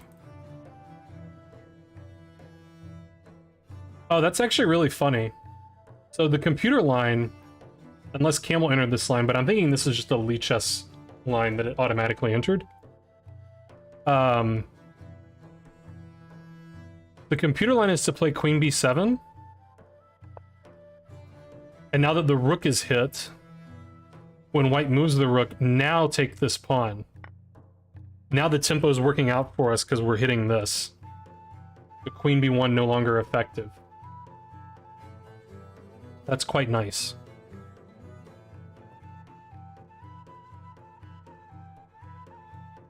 So it gives bishop g3. Yeah, and this just looks like more fun for black. If you have to play bishop g3, it looks, yeah. So funny line there that didn't happen. Instead he just took right away. And yeah, queen b1 is gonna force the queen trade. Yeah, and this pawn's just getting stronger the more pieces get traded.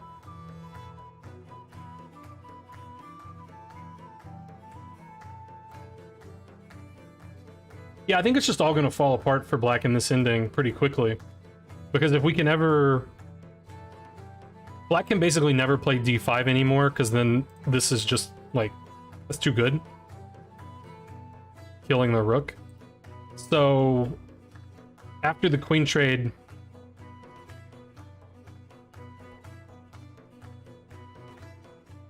I mean, I want to just, like, move my knight, chase this knight away, take the pawn, and it feels like white's position will come to fruition. Rook b7 also pretty good. Agreed. Okay, so he went back, which doesn't really change anything because white can still just take and bring the rook to b1 with tempo. But I guess he realized that the queen trade was really bad, and he's like hoping that doesn't happen. Oh, the knight's hanging too. I didn't notice that.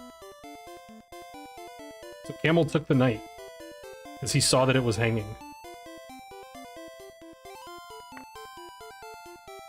And somehow that's not terrible play from black. Yeah, so the computer says this. And then G5 exclam. And we have some work to do, but yeah, the position looks really good for white.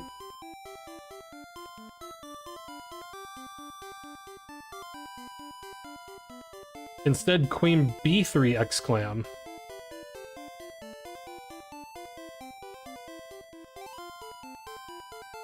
F1 still attack, that's true. But like, I don't know, man, we're gonna be up 2 pieces for a rook, aren't we? I guess that's... He didn't even do it, he played bishop d3. Hmm.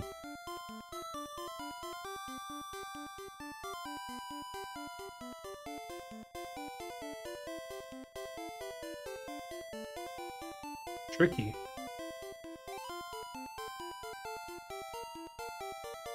Now what do? Knight d2?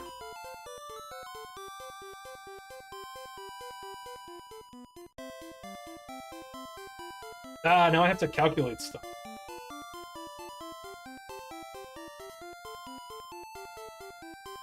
Dang, this guy's trickier than I thought. So this position's winning for white, but Camel blundered, and then black was better. He saw that his knight was hanging, dang.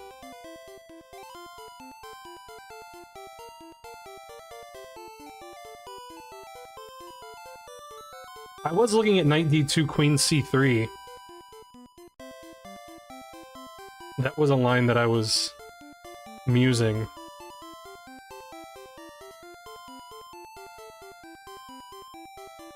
And then I was wondering if rook fc1 was any good. Probably not, though.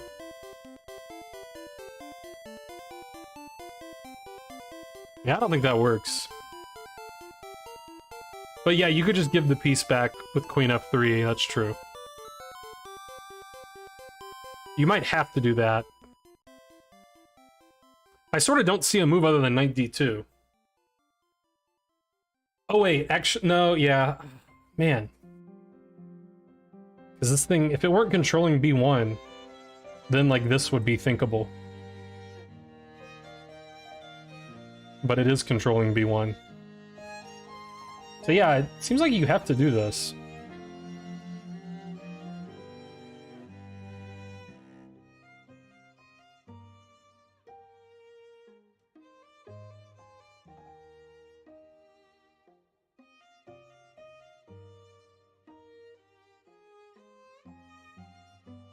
But I'm like second guessing myself, because like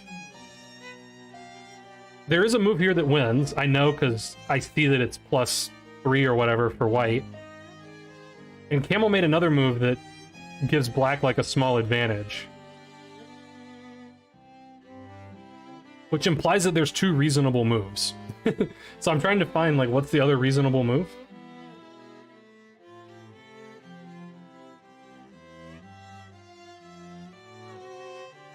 Yeah, I was noticing we can win the d6 pawn at the end of that line. Like knight d2, queen c3, queen f3 takes, rook here. Maybe we can't. Maybe we can't win the pawn. So he could go here. And we can't just take the pawn right away because our rook is still hit. Although, I mean, maybe we can actually debate if that's... I mean, there's actually more to the story there. So, what happened in the game? He played rook b1.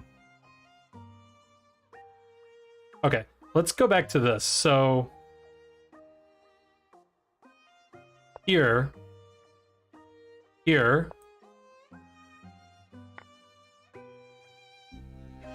maybe you can just take this.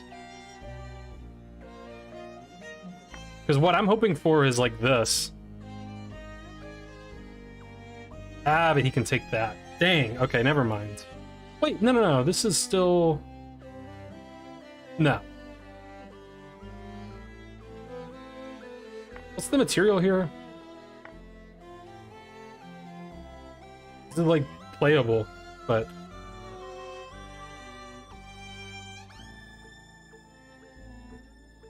Did I play Rook AB1? Ah, I'm too confused.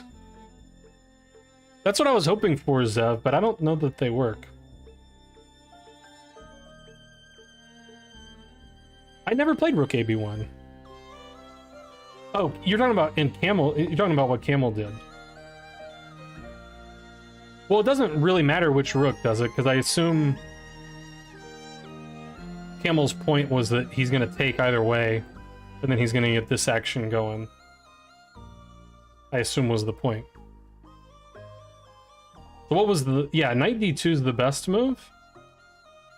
And we figured out some of this. Rook, okay, rook c1 does work. I thought it didn't work because of reasons.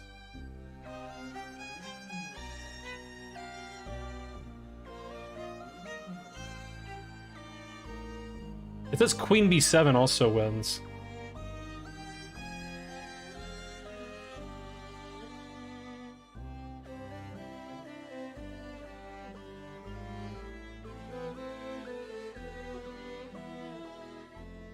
But he's gonna take, right? How's it going, L attack? Okay, how does this work?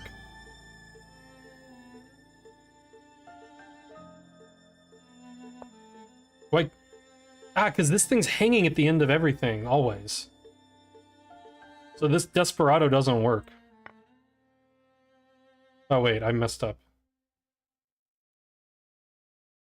Oh, you take this. What a world. Yeah, you can't take this, because then you're, like, getting mated. And this is hanging. Yeah, okay, looking at games from players that are better than me breaks my brain pretty quickly, and then I can't calculate no more. So, in actuality, after this, you just play queen takes bishop. And you're winning, because reasons. Oh, nice L attack. Yeah, good luck. I've never played in Charlotte, but that's pretty high on my list of places I'd like to go play.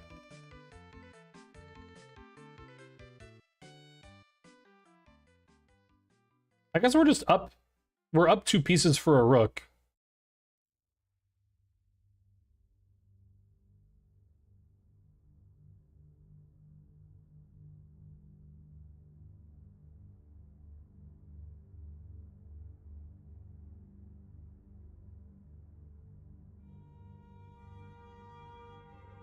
Yeah, I mean, we're on the queen, we're on this. If this falls, we're getting here. I mean, seems like we're gonna have some like, it seems like we're just gonna end up in a position where we just have 2 pieces for a rook. Maybe an extra pawn also. And we're gonna have to convert it. So I'm a little surprised it's giving, like, +4. I would be somewhat scared that it's closer to equal than it actually is.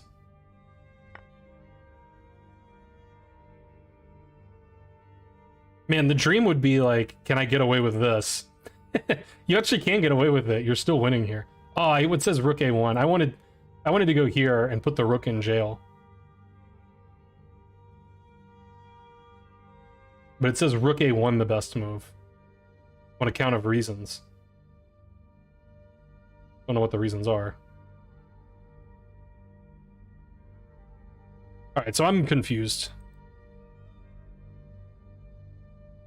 But this is the best line.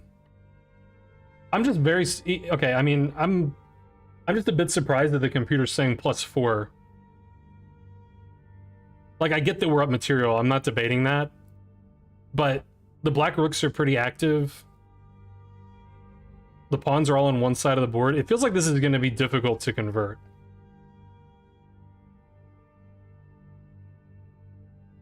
That's true, Ona's Q. That makes sense about rook a1. Yeah, that's basically what I'm saying, hell attack. Like, I will admit that, you know, objectively white is winning, but it's not going to be an easy road from here. Okay, so instead, rook b1 was played. Terrible.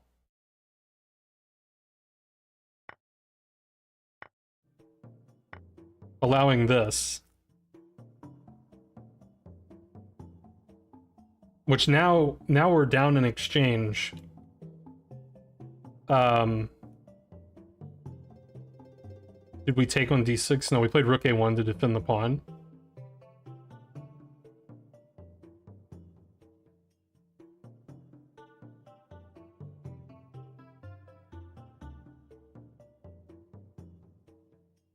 Well, no, I mean, the two minors are better than the rook. Again, I'm not debating that. I'm just saying that position's not like you see +4 and you're used to thinking like I just win automatically.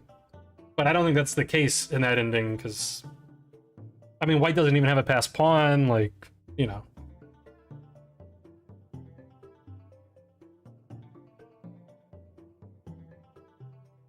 Vindictive's back, alright. Okay. Rook b1 was played with the intention of queen takes a8. After queen takes b1, I assume. But queen takes f1 when... Yeah. So that was just a miscalculation. Dang.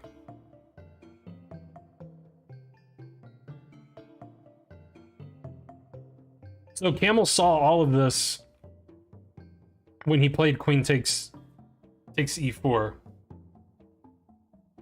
And then when he got here, he was like, oh, whoops. I can't play queen takes a8 here. Yeah, that's true. So luckily it's not worse than it is. Oh yeah, the rook was hanging here too, so we had to move the rook. No, it's been too early in the morning for me, so I didn't watch any of it. Alright, and he's trying to take a7. Doesn't look like we're going to be able to stop him, but we can take d6. Now, my general rule of thumb for such situations is don't trade rooks. Because you don't like... Generally, it's not so good if they have a rook and you don't. Because then they can do rook things, and you can't do rook things. So I'd probably play rook c1. The Camel traded because he's better than me. I mean, on the other hand... Yeah, I don't know. Let's see what computer says. Computer says they're like the same.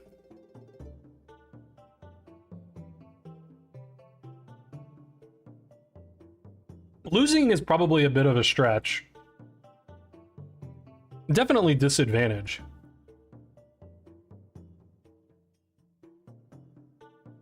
But yeah, I mean, we're still up a pawn. Like, black doesn't really... You know, our big kind of weakness is here, but he doesn't have the right bishop for that, so... Feels like white should... I don't know, I would think that white could hold, but it's just not going to be fun. How's it going, Fate?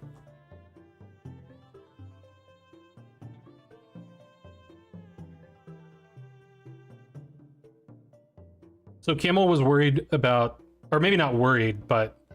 Camel rightly points out that you can't really avoid a rook trade if black is so inclined. So I guess might as well save a tempo. And he says, luckily there are no real weaknesses, which agree. And Camel had 8 minutes and black had 2. And Camel has a knight. Knights are tricky. Man, a lot of people are asking what software and what website. This is Lichess, man. It's Lichess. The best chess website in the world. Yeah, we can quibble about chess tempo, but yeah, Lichess is better.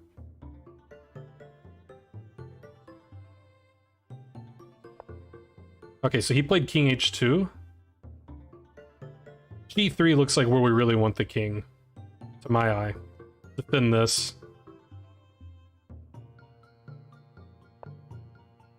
Never play f6.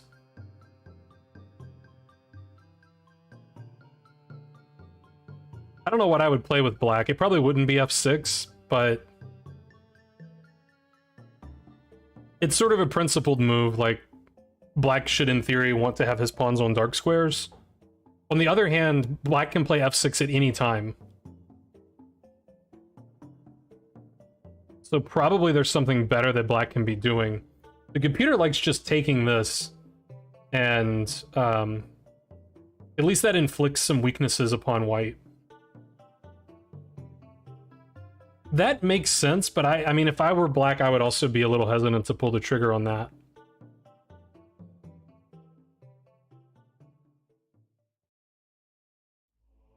Lichess.good, correct.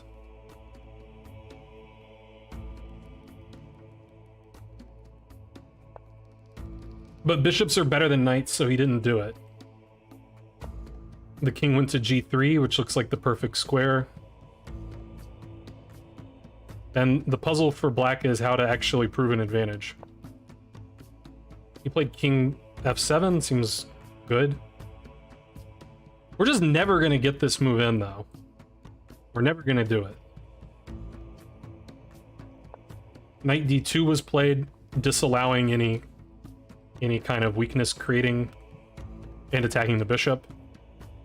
And doing stuff with the knight. If he is inclined to play f5, then we're going to have a nice square on e5, probably.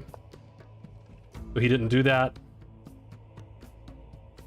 We might have to be a little... Yeah, we're never going to get our knight trapped. We're fine. Knight b3 was played.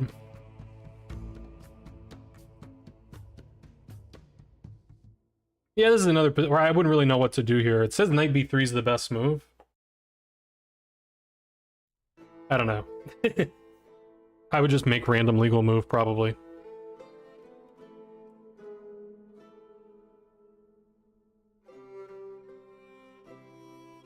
Chessable.bad. Everything else I think I agree with.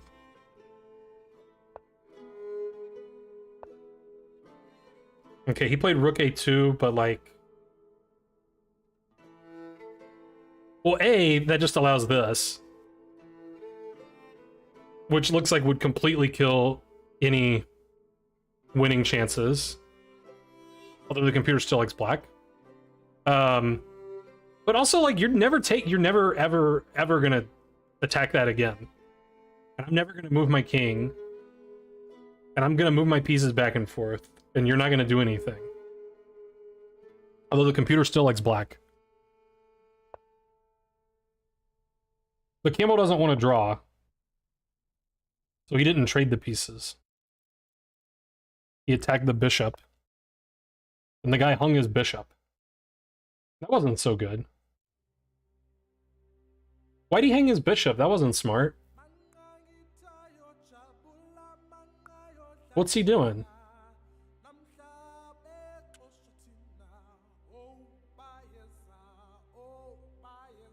He had no time? He didn't see his bishop was attacked? Come on, man.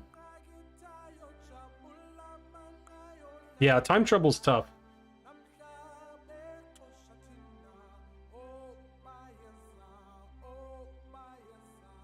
Backward knight moves are easy to miss. Yeah, but the guy's 1800 over the board and it's a classical game. Alright, I'm being hard on the guy.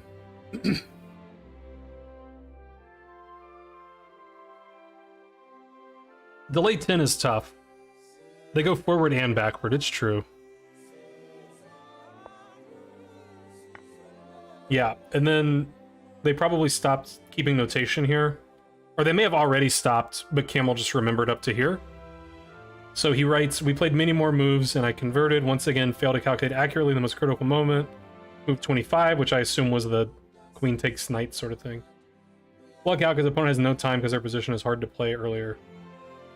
Time management helps me in the game 70s, but when I play longer time controls in the future, I need to make sure my calculation is trained for the critical moments. That seems accurate. It was a pretty good game overall. I mean, Camel was mostly in control.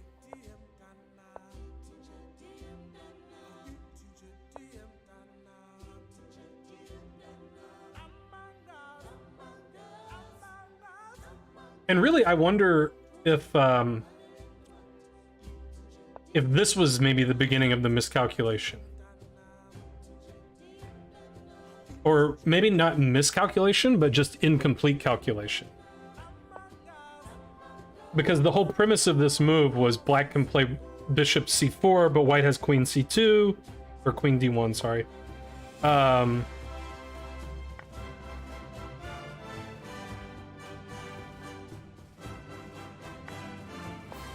Yeah, and this was like the whole intention. But then again, like, it's very difficult. Like, if you're calculating from here, this line, it's pretty difficult to consider the move queen b3 here for black.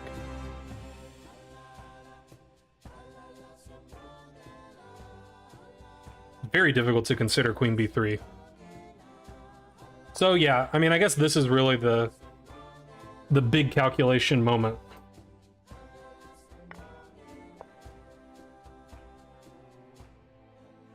Okay, now he also made some notes here about knight d2.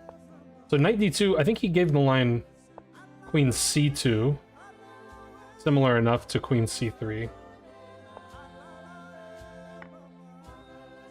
And he says I stopped calculating here. So maybe this was a little bit of greed too. Because white kept like the main trump of the position here. Like, black a little bit pulled one over on you. But not too bad. Like, even if you just play a nothing move, like, white's still doing pretty well here.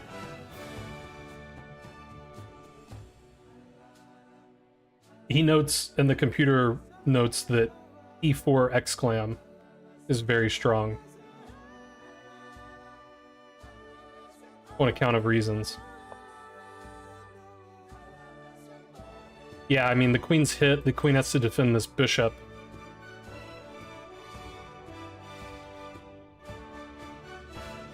So it's not so good.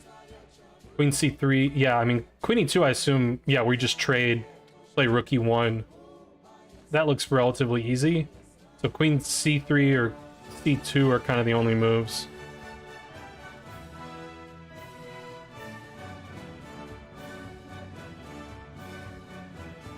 I don't know why it says queen c3 is good, and or well, queen c3 is best, and queen c2 is not mentioned. Not real sure what the distinction there is. I would think rook fc1 is strong against either.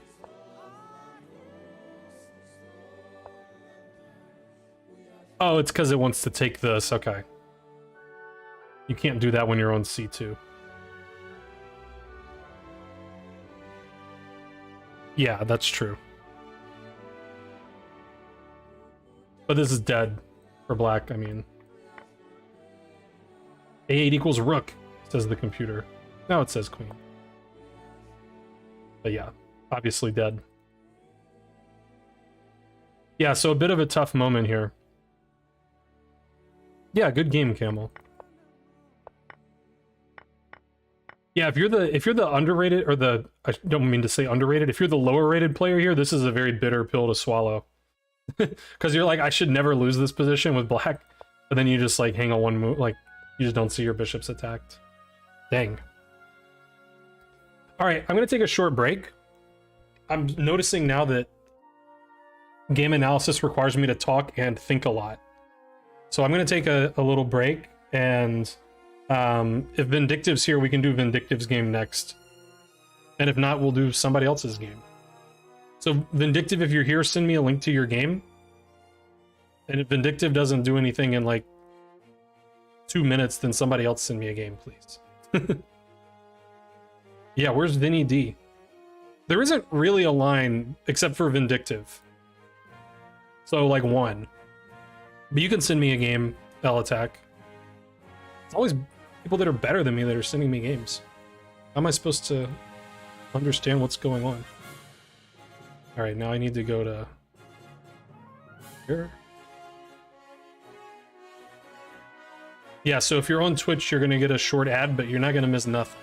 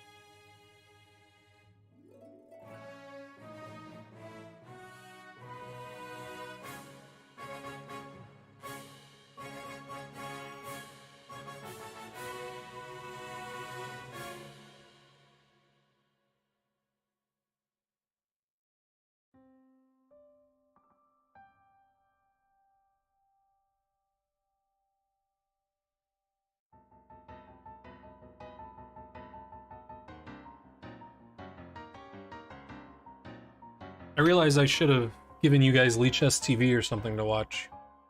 Let's put on Leechess TV. Nobody's playing. Nobody's playing any game? Alright, you guys can watch these guys. Alright, I'll be right back.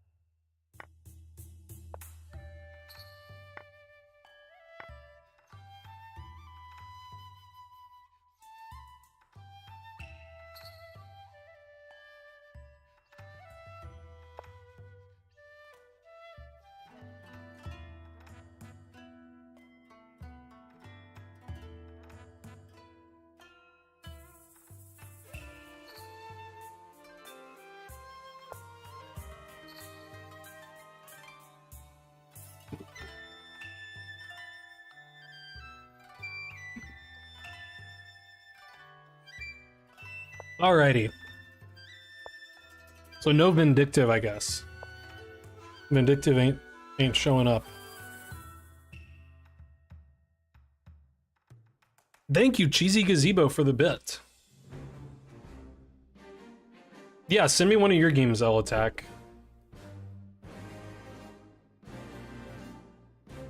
That sounds good.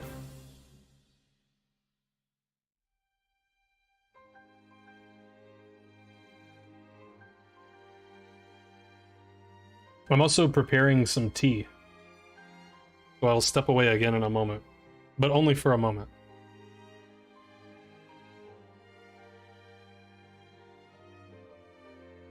Well, you can send if you want. You don't have to. I'll look at... Okay, wait. A game where you needed a draw with black and supported M. A game from Charlotte that was a nice win. Yeah, the win sounds more fun. Let's look at the win. Everybody likes a win.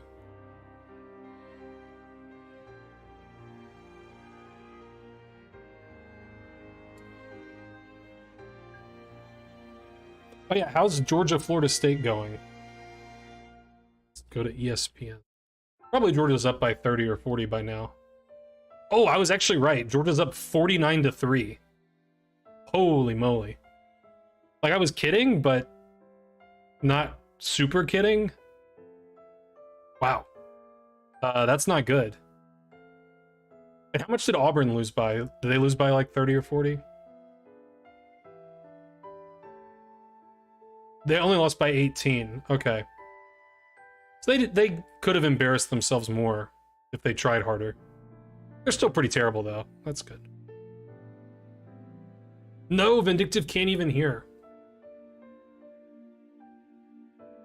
Okay, let me go get my tea. And then whoever sends me a game first, I'll analyze it.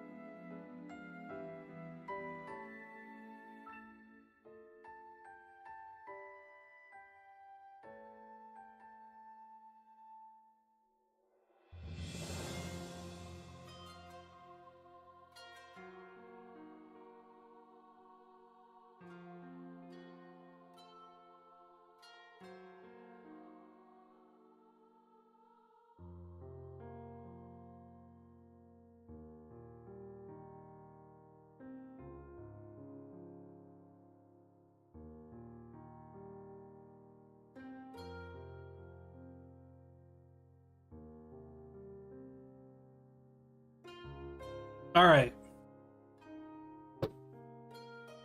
See it, Vindictive. Alright, Jim Jam got there first.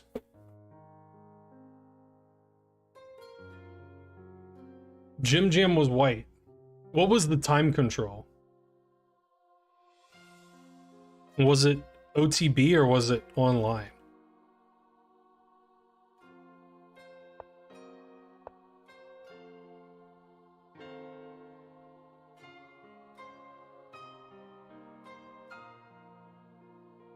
Jim Jam was white.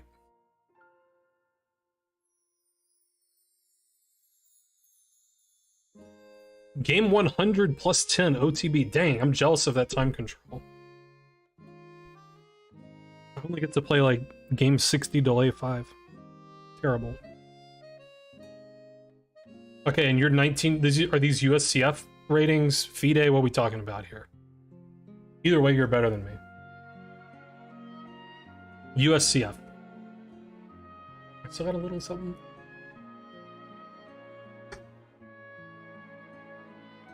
All right. E4, I'm already out of book. Oh yeah, let's run the thing.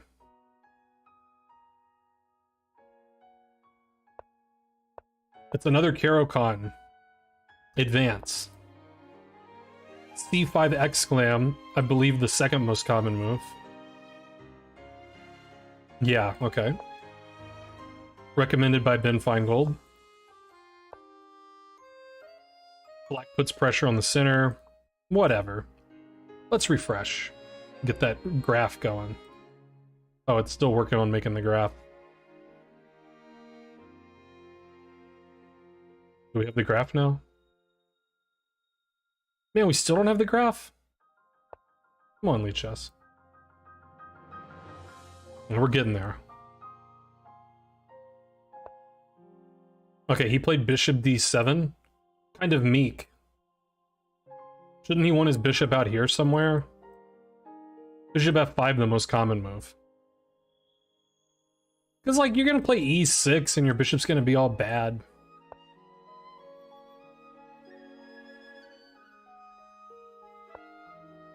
White played a3.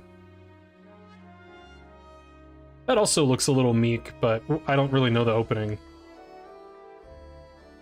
Bishop d7, preposterous. Okay. So I'm not crazy.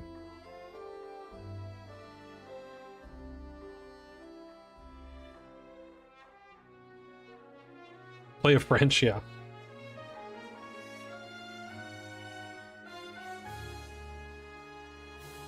Maybe worried about knight g3. But, like, you can go back. Doesn't that happen a lot in the Caro? Like, here, here, here, here. Isn't that something?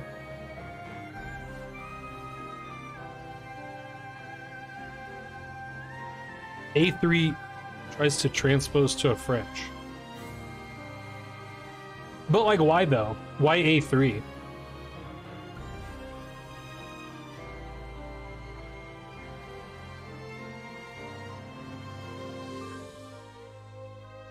Yeah.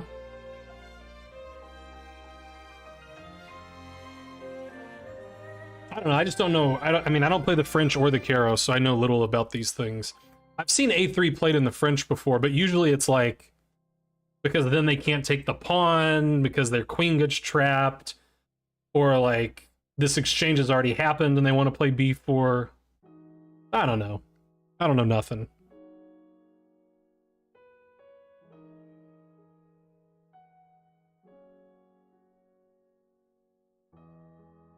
Anyway, A3 was played for some reason or another. We'll just assume it's a good move. Trying to transpose into a French is what I hear.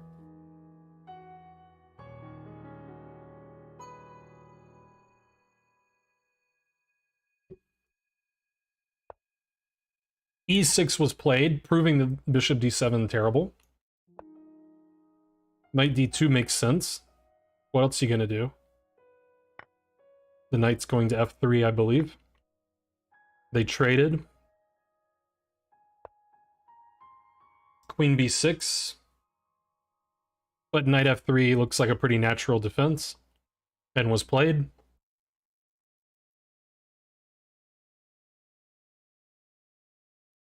I mean, I would like white, but I tend to overestimate white in like a French kind of position.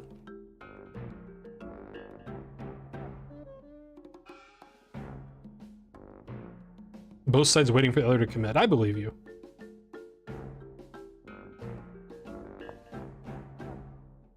Knight A5, angling for the C4 square, it seems, or possibly B3.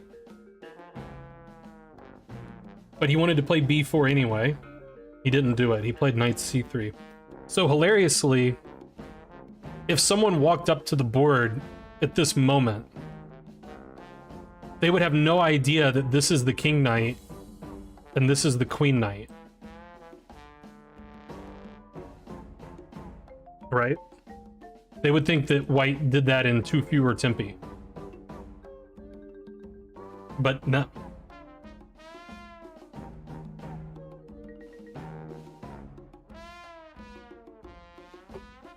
Is B4 so bad here?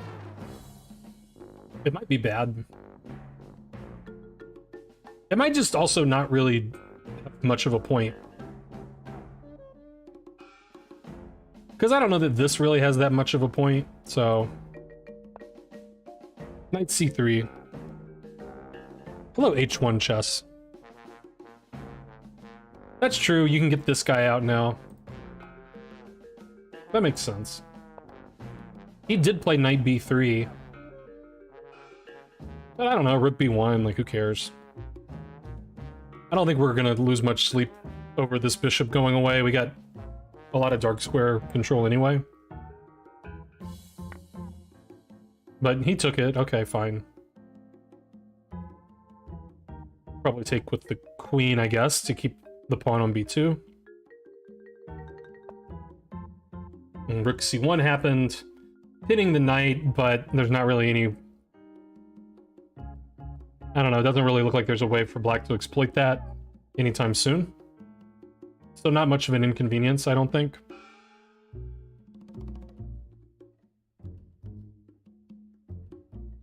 Camel likes white. The computer likes white.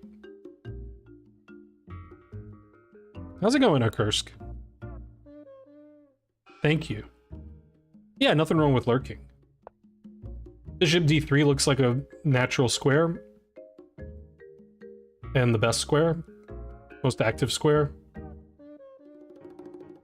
If black ever manages to castle, which I am, you know, is seriously coming into question, then, you know, there could be some attacking stuff going on, maybe. Maybe. Okay, step one for black was Knight E7. Makes sense. The knight will probably make a pretty good impression on F5, although G4 is perhaps not to be underestimated. Perhaps. White just castled. Yeah, the dreamer in me would want to, like, keep alive the possibility of some kingside attack over here. But if I want to do that, then I have to, like, find some other move to play here.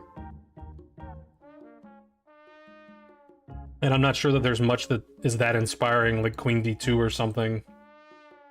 The computer actually agrees with me. Computer's like H4, Queen F4. Alright, so I'm not crazy, but castles is good too. Hard to go wrong with castles. He played Knight C6, completing the pattern of the knights taking the most circuitous routes to the normal squares. And this knight did God knows what. It went like here, here, here, here.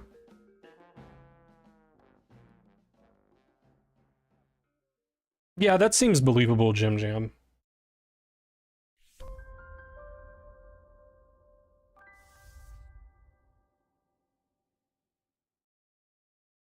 Oh, Camel gave half of a line and then gave up. I like that he still posted the line. Okay. Queen F4 now. Seems pretty good. Defending the pawn. The queen is pretty active here. And black's pieces are very clumsy. Not easy for black to defend if stuff starts going down on the king side. This might already be, you know, a pretty high concern to black. Black's got to decide, like, can I just move the bishop and castle? Or he might need to play h6 because knight g5 just looks good. If I'm black, I'm concerned that if I just do this, that I'm still going to get murdered. Well, for one, you're hanging h7, so I guess we can't really do that. But yeah, I feel like black needs to play h6, but he didn't. Hampton Inn. That does sound terrible. Alright, so we don't just, like, win by force here? Because we're playing knight g5, right? Like, all day? Oh, man.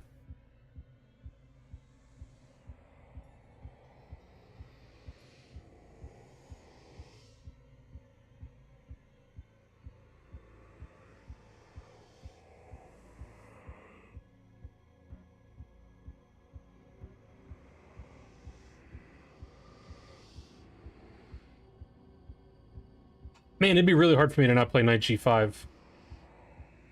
Because what's he gonna do?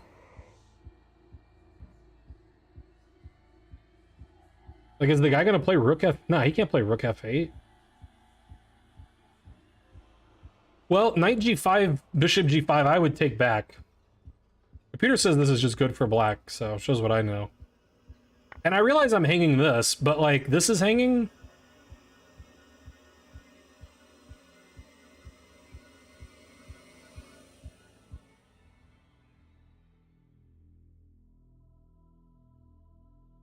I don't know, I'd be... I don't know.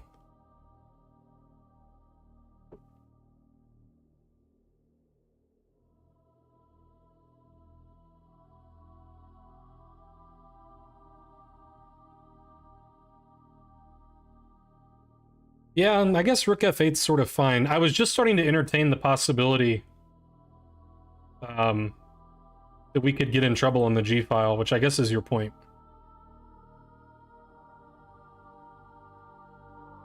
Queen takes d4, I guess, could be better. That also tempos the bishop. Yeah, I guess we're just not quite getting the job done here. Our queen is the only piece attacking.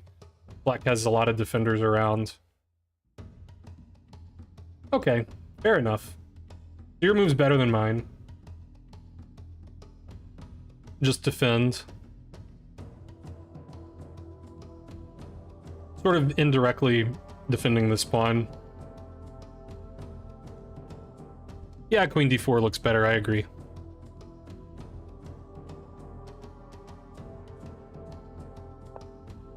Okay, and he played a6. I don't know, that looks kind of bad.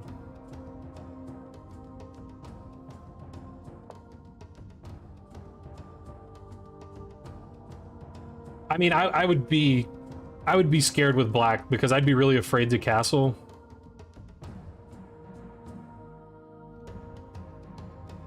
I kind of assume that you can castle though.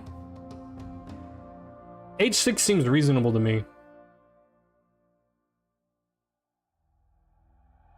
Because at some point knight g5's like, even if knight g5 isn't like a threat right now, at some point knight g5 is going to be an annoying move. So I think you're always going to end up playing h6.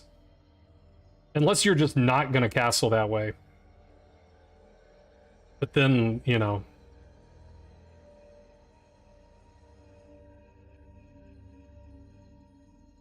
f6? Ugh. I mean, I hesitate to make like snap judgments in these kind of structures that I'm just not familiar with. f6 seems really risky when you haven't castled yet. But I don't see like the problem. I don't know, it feels wrong to me. But it might be good. I don't like a6 though. It just, I don't know. It feels like there's something better that black could be doing. I just haven't figured out what it is yet. I like h6. h6 is the best move. But it's pretty close. h6, A6 it says is fine. I mean, I guess that's preventing this maneuver one day, which could be annoying. Knight A5 makes sense because that is sort of the logical continuation of Black's play.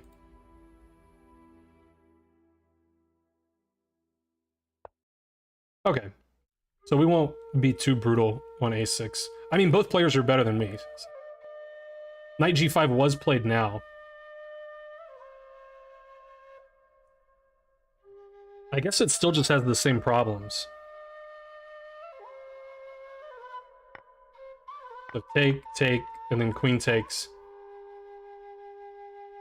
So the point of rook d1, rook fd1 is that now we have some move in this position to attack the queen, but e5 is hanging.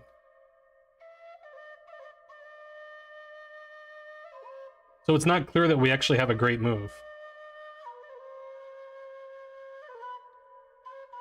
And if we take on g7, he could even still play queen takes e5.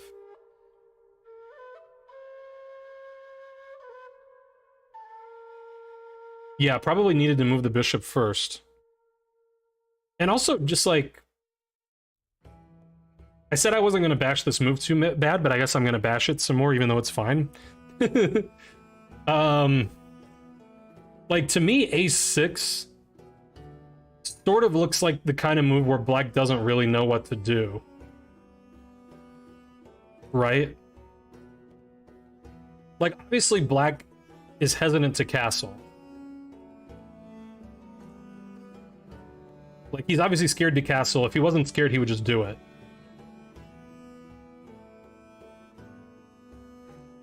So I sort of feel like psychologically, when they make a nothing move like that, that it's fine to just play like another kind of preparatory move.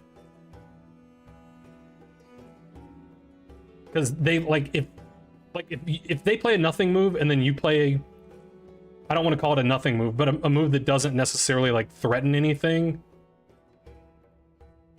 it's probably going to be difficult for them to find a move still. Like, he's probably not going to, if you play bishop c2 or something here, like, I don't know, is he going to change his mind and decide that he wants to prevent this now? He might. He's still not going to castle. Like, if he thought that was scary before, he's going to find it more scary now. I don't know what he's going to do. Like, is he going to do this?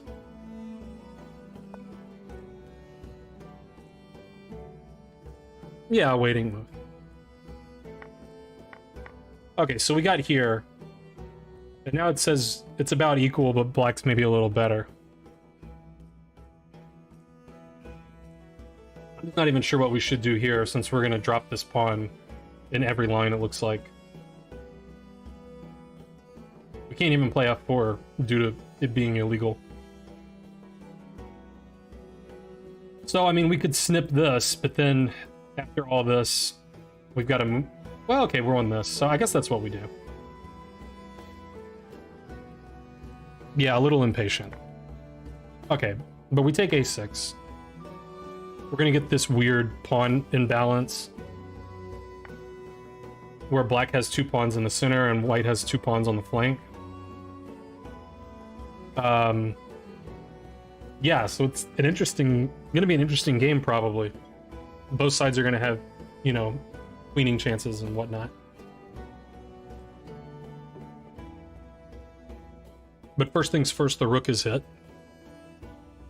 Yeah, I feel like I would prefer White.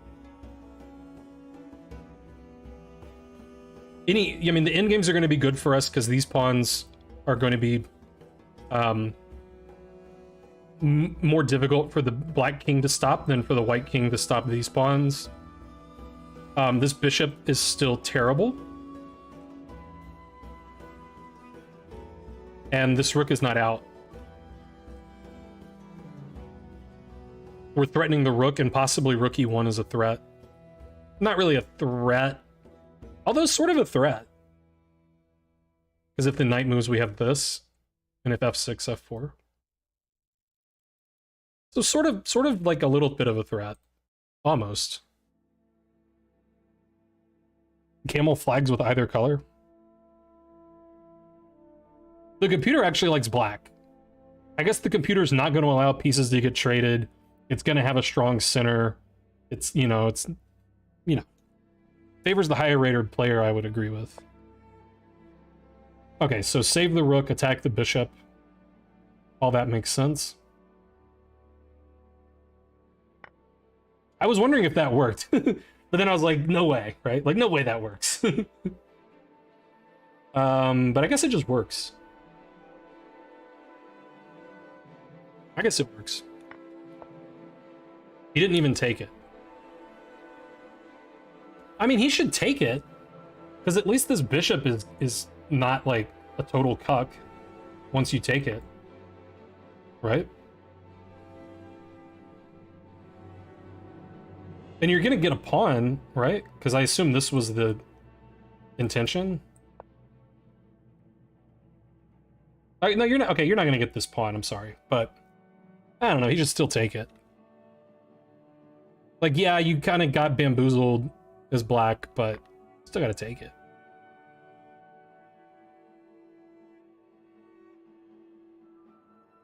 I guess he should play rook c5 to defend. I guess. And even aside from all those complaints, I don't think I don't know that castle should even be preferred to king e7. Especially considering that these pawns are the ones we're scared of. Like, the king doesn't want to, you know, I don't know. Castles is bad. Am I right about king e7 or I'm crazy? I mean, yeah, he should take, but like, this would be better, right? Yeah, it's better. It's not good.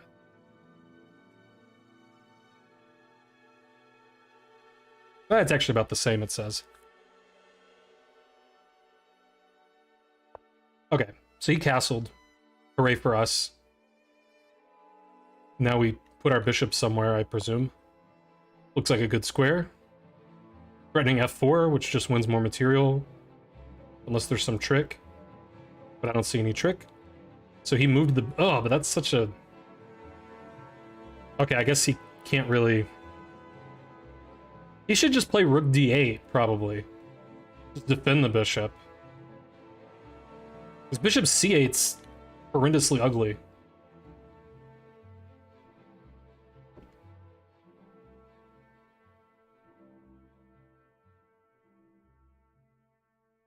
I don't know, it's tough for black. It's tough out here. Because as black, you're kind of thinking, like, the only way my bishop gets into the game is to do like this anyway. But your rook's not playing, like, at least you can get your rook. I don't know. It's tough. But bishop c8 just looks really sus. That's a move that you should, should be questioned pretty... Should be scrutinized pretty hard when you're deciding what you want to do. I think now we can just start pushing, like, b4, get this knight here. Seems like we could just have all the fun. Yeah. Connect the rooks only to disconnect them, yeah.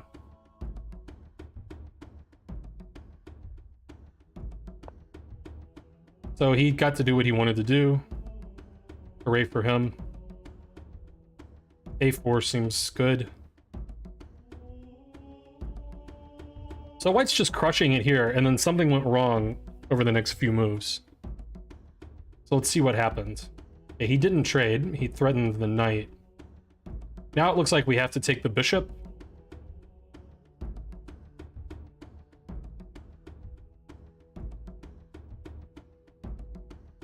Yeah, it doesn't seem like rook c1 is good.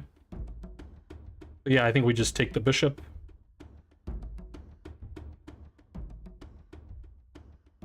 Knight b5 could be a good move. Threatening knight d6. He'll stop it, though. I don't know that we necessarily have to play knight b5 next, but it does look like we have to take the bishop. Okay, he played here, getting fancy. Ah, okay, yeah, that's actually true. I didn't notice I didn't look deeply enough at this. But there's actually no threat. It looks like there's a threat, but there's no... Well, the point is that if black takes, white takes this, and black can't recapture because of the back rank issue. I didn't notice any of that. So b5 seems like a nice move, although the computer's not thrilled, but it's still a good move. What did the computer want instead? It wanted to just take.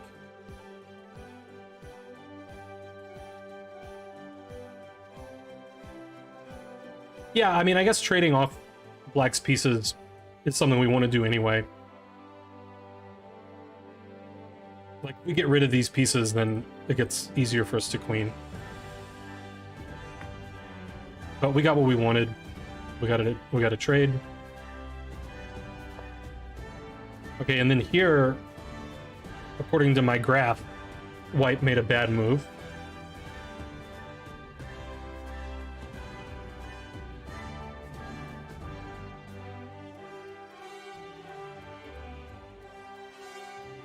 Well, I mean, you know, this is a little sad. I'm wondering if we can just sack the knight. That seems like a lot of calculating.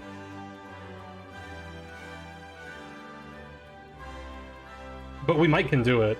It wouldn't shock me. But again, it's easier for me to sacrifice other people's pieces.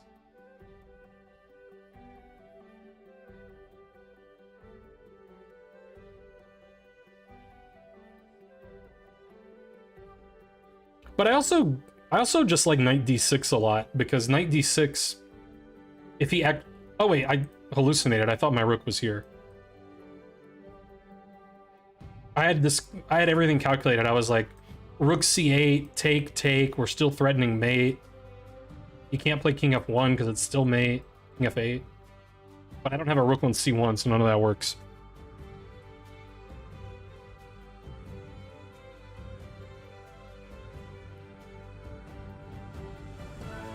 So I'm not sure. I mean,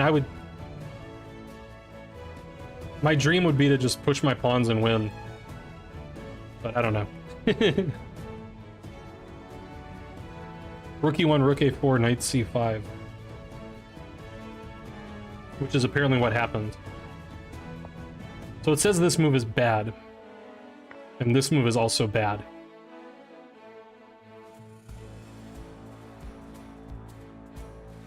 What was missed by the players is now what we must figure out.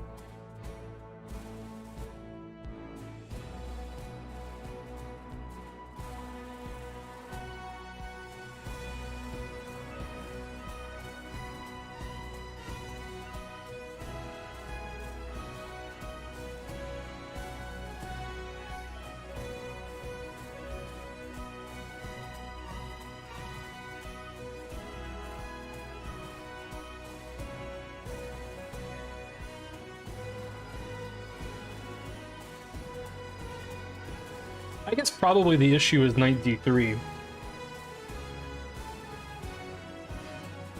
And then after the rook moves somewhere, then black can take on a4. So I think black just missed this knight c5 move, which I also would have missed. So in the game he took, and then after knight c5, everything's attacked. And that looks problematic for black. It looks like white's just gonna win a piece.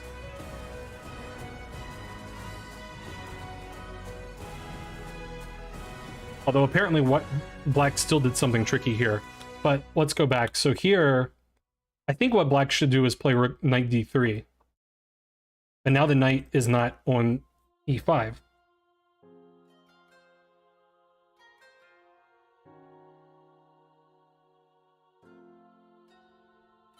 Admittedly, I don't really know what I'm doing here.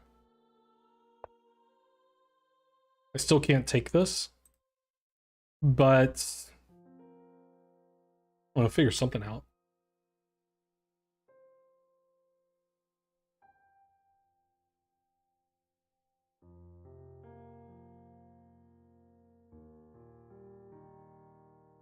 I could play, maybe I can play rook b c8 now. No, I can't. Dang. All right, I don't know. I need the computer's help. Just move my knight. I can take this?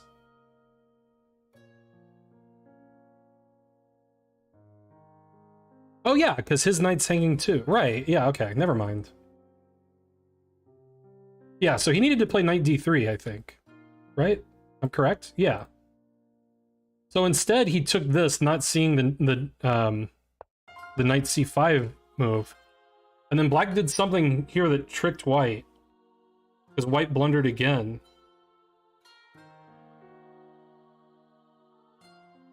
And then the position was equal forever. And then there was a long end game. Yeah, he said this was classical over the board 100 plus 10, if I remember correctly.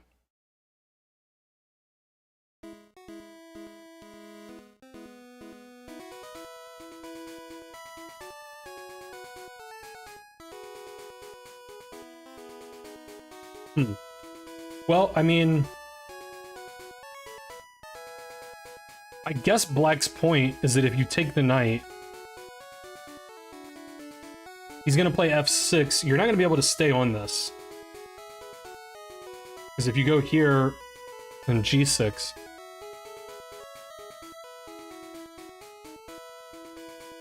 But we would get this pawn out of the deal. But we're only one pawn to the good there. In a double rook ending.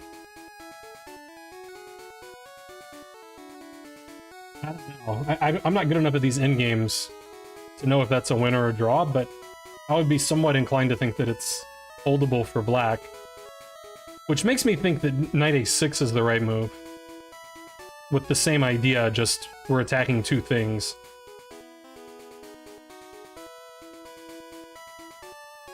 And I think the only way that wouldn't be true is if my knight somehow gets trapped over here. But I mean, my knight's defended. So I think we should have played knight a6.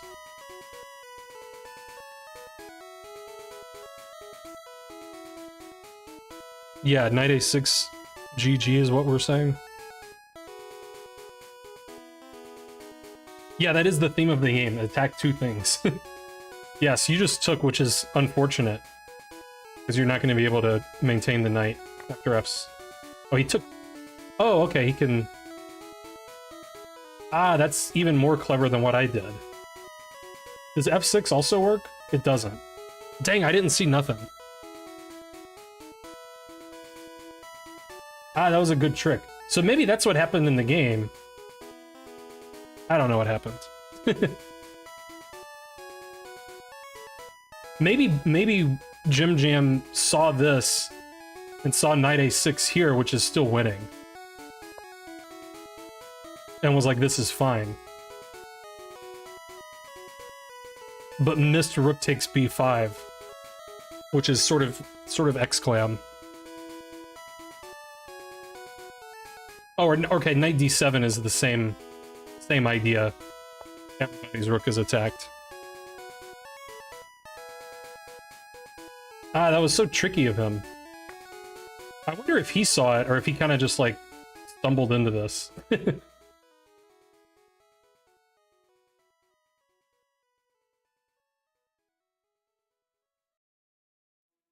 Yeah, because, I mean, I guess objectively, one of these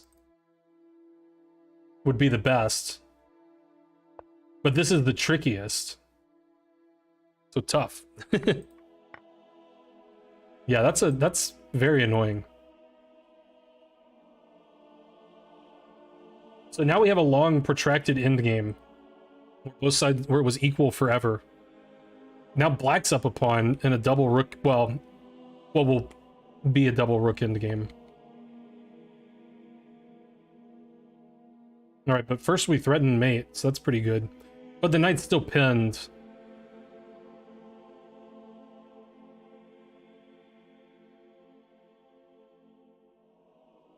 I'm confused. Are we not going to be able to weasel out of this with, like, knight d3, knight d7? Something? Oh, because f6 Stops the threat and attacks the rook. Fair.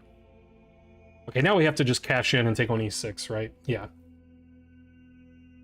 Okay, so it's the deadest of draws. Dang. Yeah, I guess black could never actually get a 4 versus 3 because of this mate threat.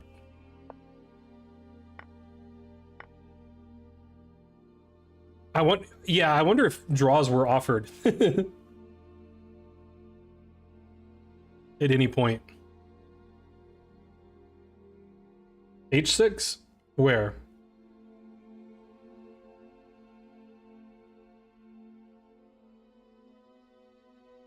If he played H6 instead of A6 way back in the day? Yeah, maybe so. Because then he wouldn't have that look problem. But white's close to getting out of it, right? And then white's going to be up the knight. Yeah, so you have to have the tempo on the rook. Yeah. That's what I thought at first, too. I was like, wait, white's going to escape. But you have this tempo move.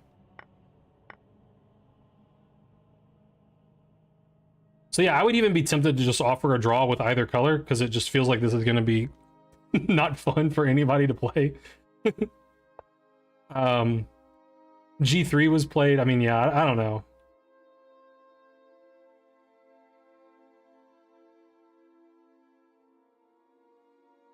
I'd probably play rook e2. I don't know. I don't want him getting on the second rank. I'm scared. He offered a few draws. Yeah.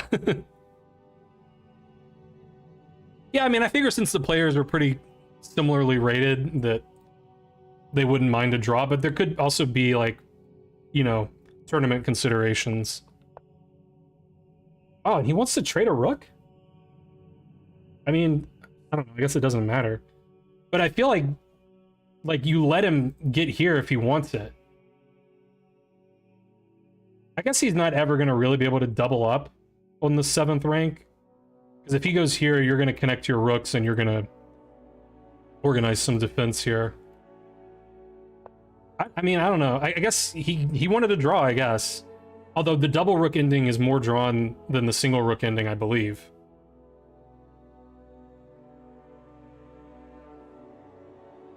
Exactly, Cheesy Gazebo. You'll get to the 7th before he will? That might be true.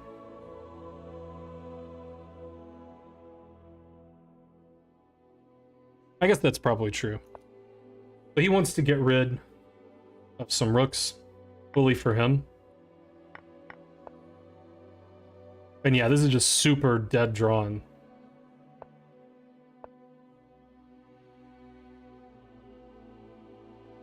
Yeah, just play like h4, yeah, and then nothing.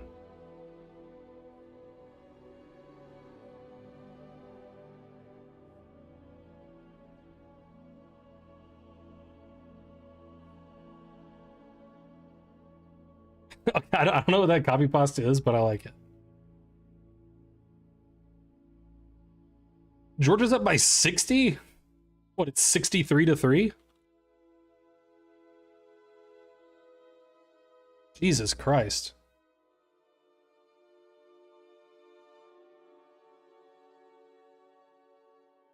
Man, I'm so glad, like, I'm insanely biased, like, because I'm an Alabama fan. But I'm so glad FSU didn't make the playoffs. I know they're not, I know they're playing like nobody, but seems not good. All right, he played h5.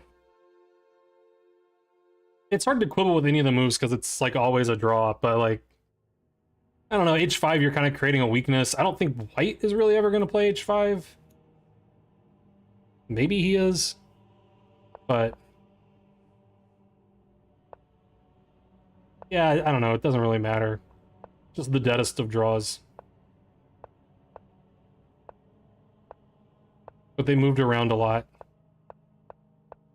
The king went back in his hidey hole. Rook f1 exclam. I guess to try to get the king going somewhere. F5 exclam. For some reason. Play f4, I guess. The king f3? Or, okay, we're going over there. Rook a6 is the idea. Which, I don't know. Everything's a draw. Rook a6 played anyway.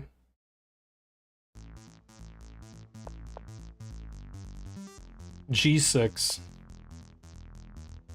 Each move more drawn than the last. Random rook moves. Nice. How did you win this game? Then he offered a rook trade. Well, the opponent could think, or the opponent could just move the rook and say it's a draw. Okay, he moved the rook. Well, rook, I mean, cheesy, like, there's just no losing chances for either side. Like, I don't even understand how somebody won this game. But yeah, I think he wants to be able to... Like, now the king's not tied to this, so the king can get unpinned, then the f-pawn can move. But yeah.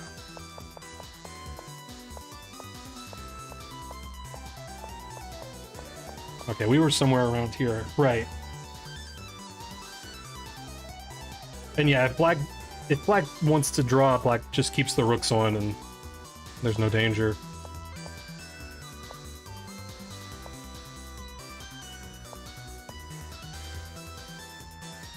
F3.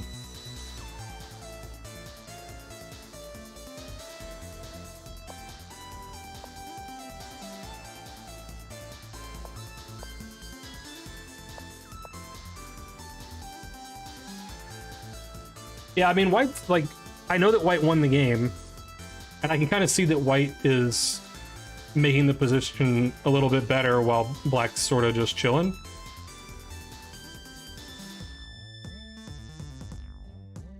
But black should still be fine.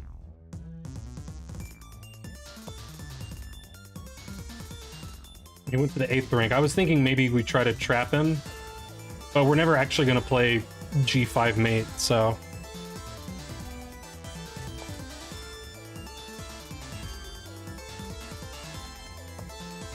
Check. The king moved up in the world. Yeah, I mean, he wants to get to f6, and then there's mate threats. But again, like, black can always check him away. He goes after the pawn, but after king f6, you can't take the pawn. So black's kind of living dangerously here, but is still fine. I guess we're running the king all the way to f8. I guess that's the plan. Indeed.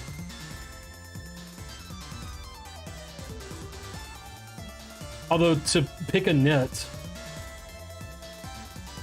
I think maybe king g8. Because king g8, then if you ever get rook d7, you immediately have a mate threat.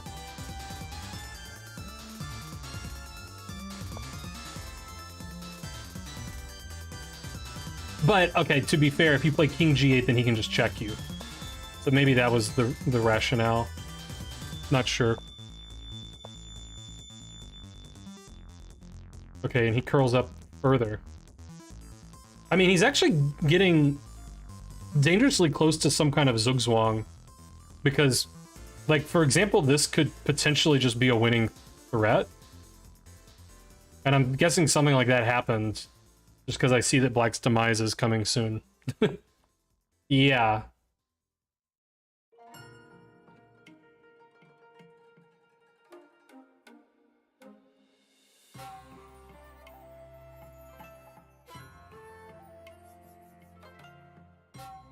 Yeah, I think he's just gonna get zugged. Because, like, for example, it looks very tempting for black to play rook h8. But after rook h8, king f7,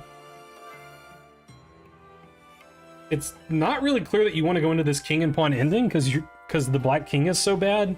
It looks like he could get outflanked. White sort of has opposition there.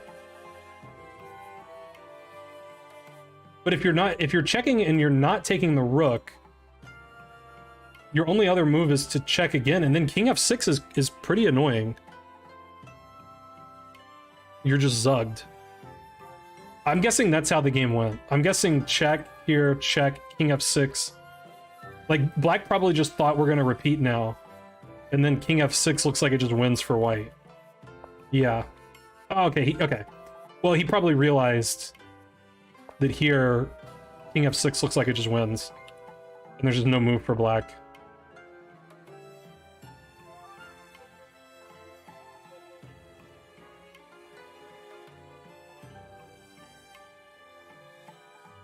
Let's go ahead and Mquander.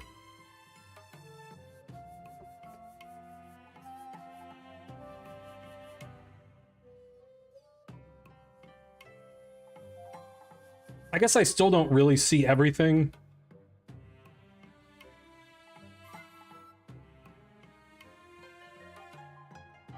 But I think I see everything. So after some rook move, like this, we would like to play rook g8 and take this, but he's going to check us. So first we give a check. And that forces him to block, and now we go here. And now it's completely zugzwang. This is just falling next. Then we're taking, like, everything is just falling.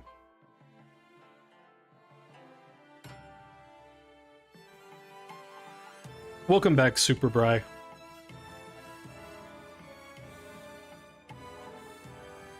Or you could just take this and win. Yeah, that I guess you have to calculate a little bit more, but I believe you.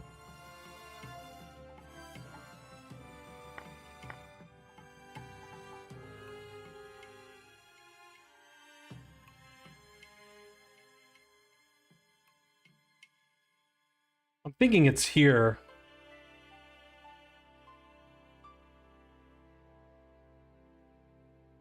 Yeah, it should be here. Oh, I'm wrong. I was thinking this. But he probably has some oh, he has stalemate tricks. Here. Oh, I'm wrong. I'm wrong about everything. I thought here. Oh, but that's not... What am I talking about?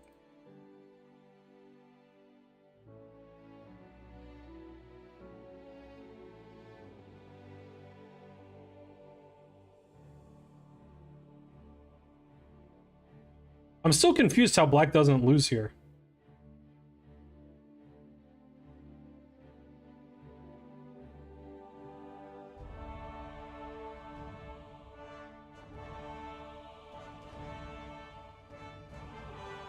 How doesn't black lose?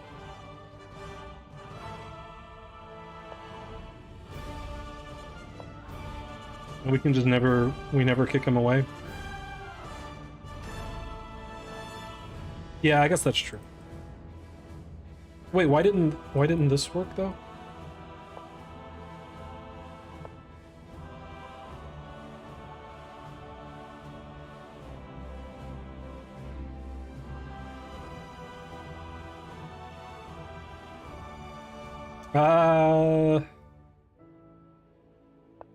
Wait.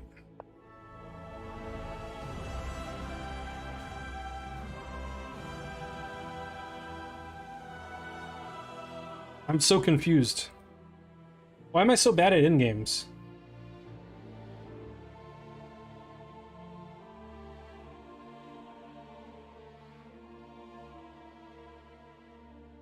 I'm winning? How do I win?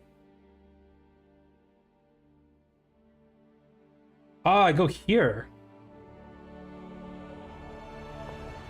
I'm a genius. I figured it out. Because he can't go here. Because corresponding squares or something. So if he makes any of these moves, we just take the opposition immediately and we win.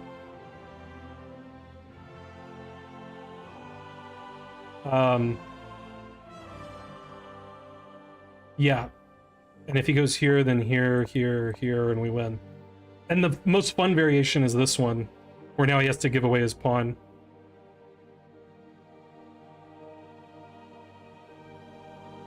That was cool. I learned something. Probably this is the kind of position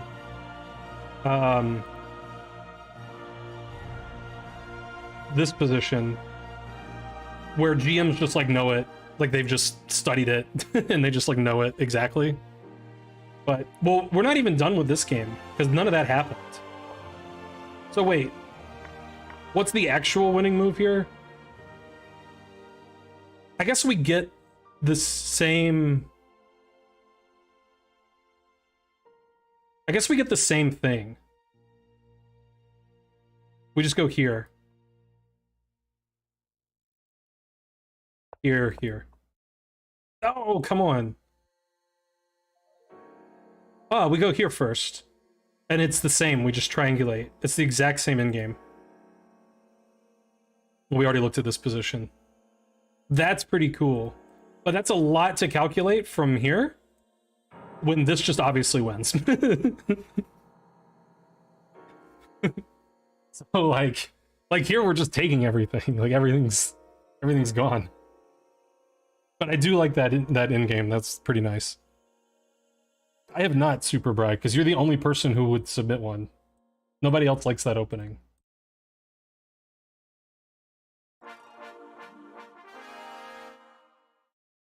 Yeah, that's cool. Okay, so what actually happened? He traded the rooks, and we probably get some kind of similar thing.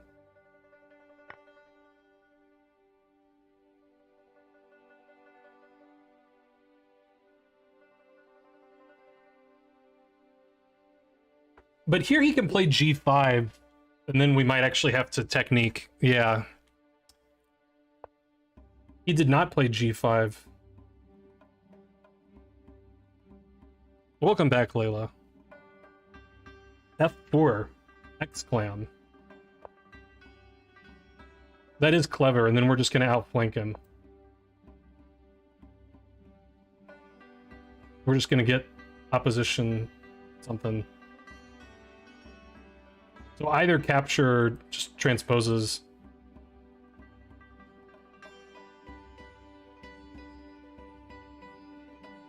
I mean, I assume that capturing is more testing, because if you just push, then... No, you wouldn't go there, you'd go here. And then here, and then here. So I assume the capture is more testing, because now Black can try to fight. But we just go here. We're just going after this pawn. I think.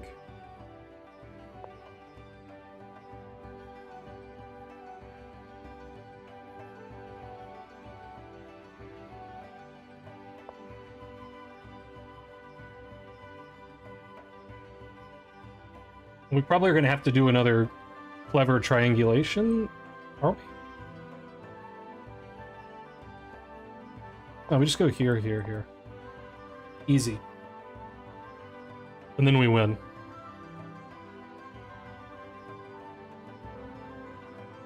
So lots of cool in-games here. G5 would have been a better try, though, than this. But we kind of only know that with the benefit of hindsight, because we looked at the in-game the other way. Now I assume king here. And we just know, because we've already analyzed, that this in-game just wins. But this also obviously makes a lot of sense. So do we end up getting the same in-game? Is the burning question. Basically.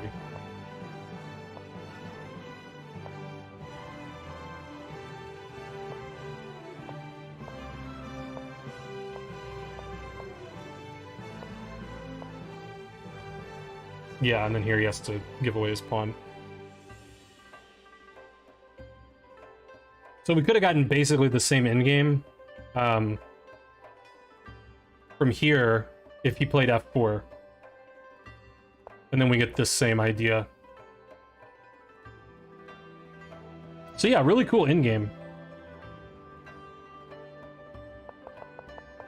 But the actual game ended like this. Where now Black has to start giving away all his pawns. That's too bad for Black. So towards the center, very accurate. Although it doesn't matter. He gave away another pawn, which... Okay, I mean, the game's over, but that doesn't seem like the most fighting variation. Like, now we can just... Like, come on, why are you giving away your... Like, go... I don't know. I mean, okay, whatever. I just resign. Like if you're gonna give away your, just resign. You can't take the pawn. Like, come on. This is even better though. But yeah. Yeah, and this is my technique. I mean, I'm sure it's not my technique, but it's what I always do. If I promote and they haven't promoted yet, is I just put my queen on the promotion square. And then they're never going to do anything. And just move your king up. Good game. So how did you win this? So here was the interesting moment in the game where knight a6 just ends the game. But unfortunately he had this super tricky rook takes b5. And now it's just a dead draw. And then somehow this ending ended up not being a draw.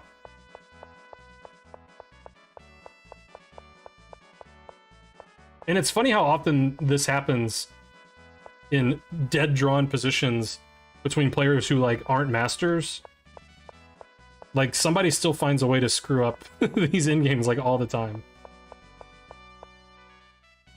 And here it happened to be black, which is good because we were rooting for white.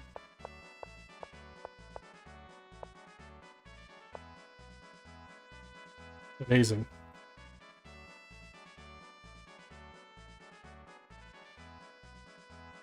But you could say the same about him, really, like... like, it wasn't like one side had an advantage in the endgame. But he kind of ran his king into... Like, that was basically the difference in the endgame. Was your king did stuff and his king sat in the corner and cried.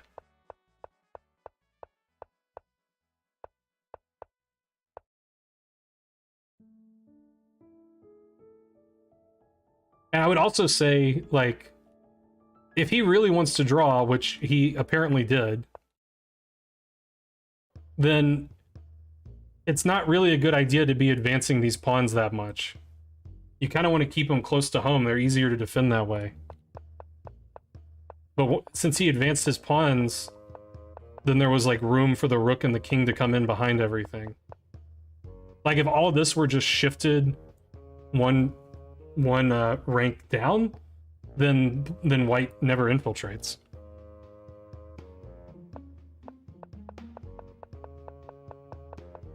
So yeah, this wasn't so good from black. And yeah, nice job by white to squeeze something out of it. Yeah, I would be tilted by that too. It's really funny that rook h8 just loses. And probably like every other legal move wins. Not ever, but like just get your rook somewhere where it doesn't get traded by force, I think. Yeah, these moves are all equal. I assume these moves aren't... I assume this move isn't good. Yeah, that still loses because the rook trade gets forced. Alright, good game. Trying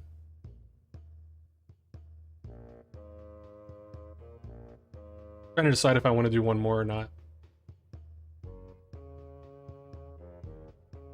Magnus beat a 2704 versus 4. That's crazy.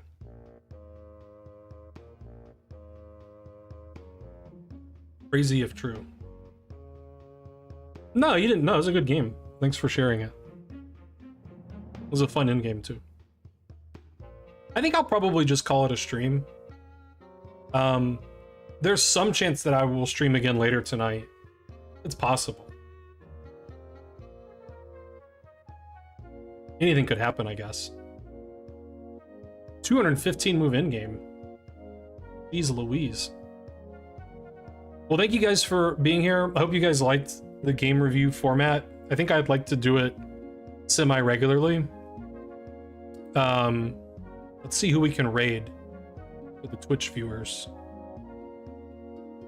Ah, Ben's online.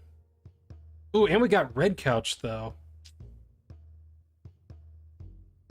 Well, I like both of those streamers, but Ben doesn't really need my raid because Ben has 5,000 million followers anyway. So let's raid Red Couch, because he's kind of newer to streaming, and he's kind of getting up, you know, up and running. And you got Spencer over there too. That's pretty good. So yeah, we'll raid Red Couch. Looks like they're doing puzzles or something. They like to do a lot of puzzles and, you know, chess and stuff. So to submit games, I don't know what my system's gonna be going forward. Today I basically just like people sent me a link of a game. So I don't know if it makes more sense to have like a Discord channel where people submit games, or if we kind of just fly by the seat of our pants like we did today. I think today worked fine. You know, I want people to feel included. I don't want, like, I kind of accidentally skipped Vindictive's game, so hopefully Vindictive's not mad. I don't want stuff like that to happen, but, you know. I thought about making it a channel point reward, but I'm streaming on YouTube also, and I want the YouTube people to be included. So making it a channel point reward doesn't include YouTube. Otherwise, I would like that option. That would make it easier to keep track of, too. So I'll give it some thought, and if you guys have suggestions, I will entertain them. Anyway, thanks for being here. Like I said, it's possible I'll stream later. I'm probably going to play poker for the next, like, 3 hours. But if I don't do well at poker, then maybe I'll play more chess. So, anyway, take care, everyone. See you guys next time. Please follow my YouTube channel. Everyone should follow my YouTube channel. And I'll try to do more instructive stuff like this. So, take care, everyone. See you next time. Bye.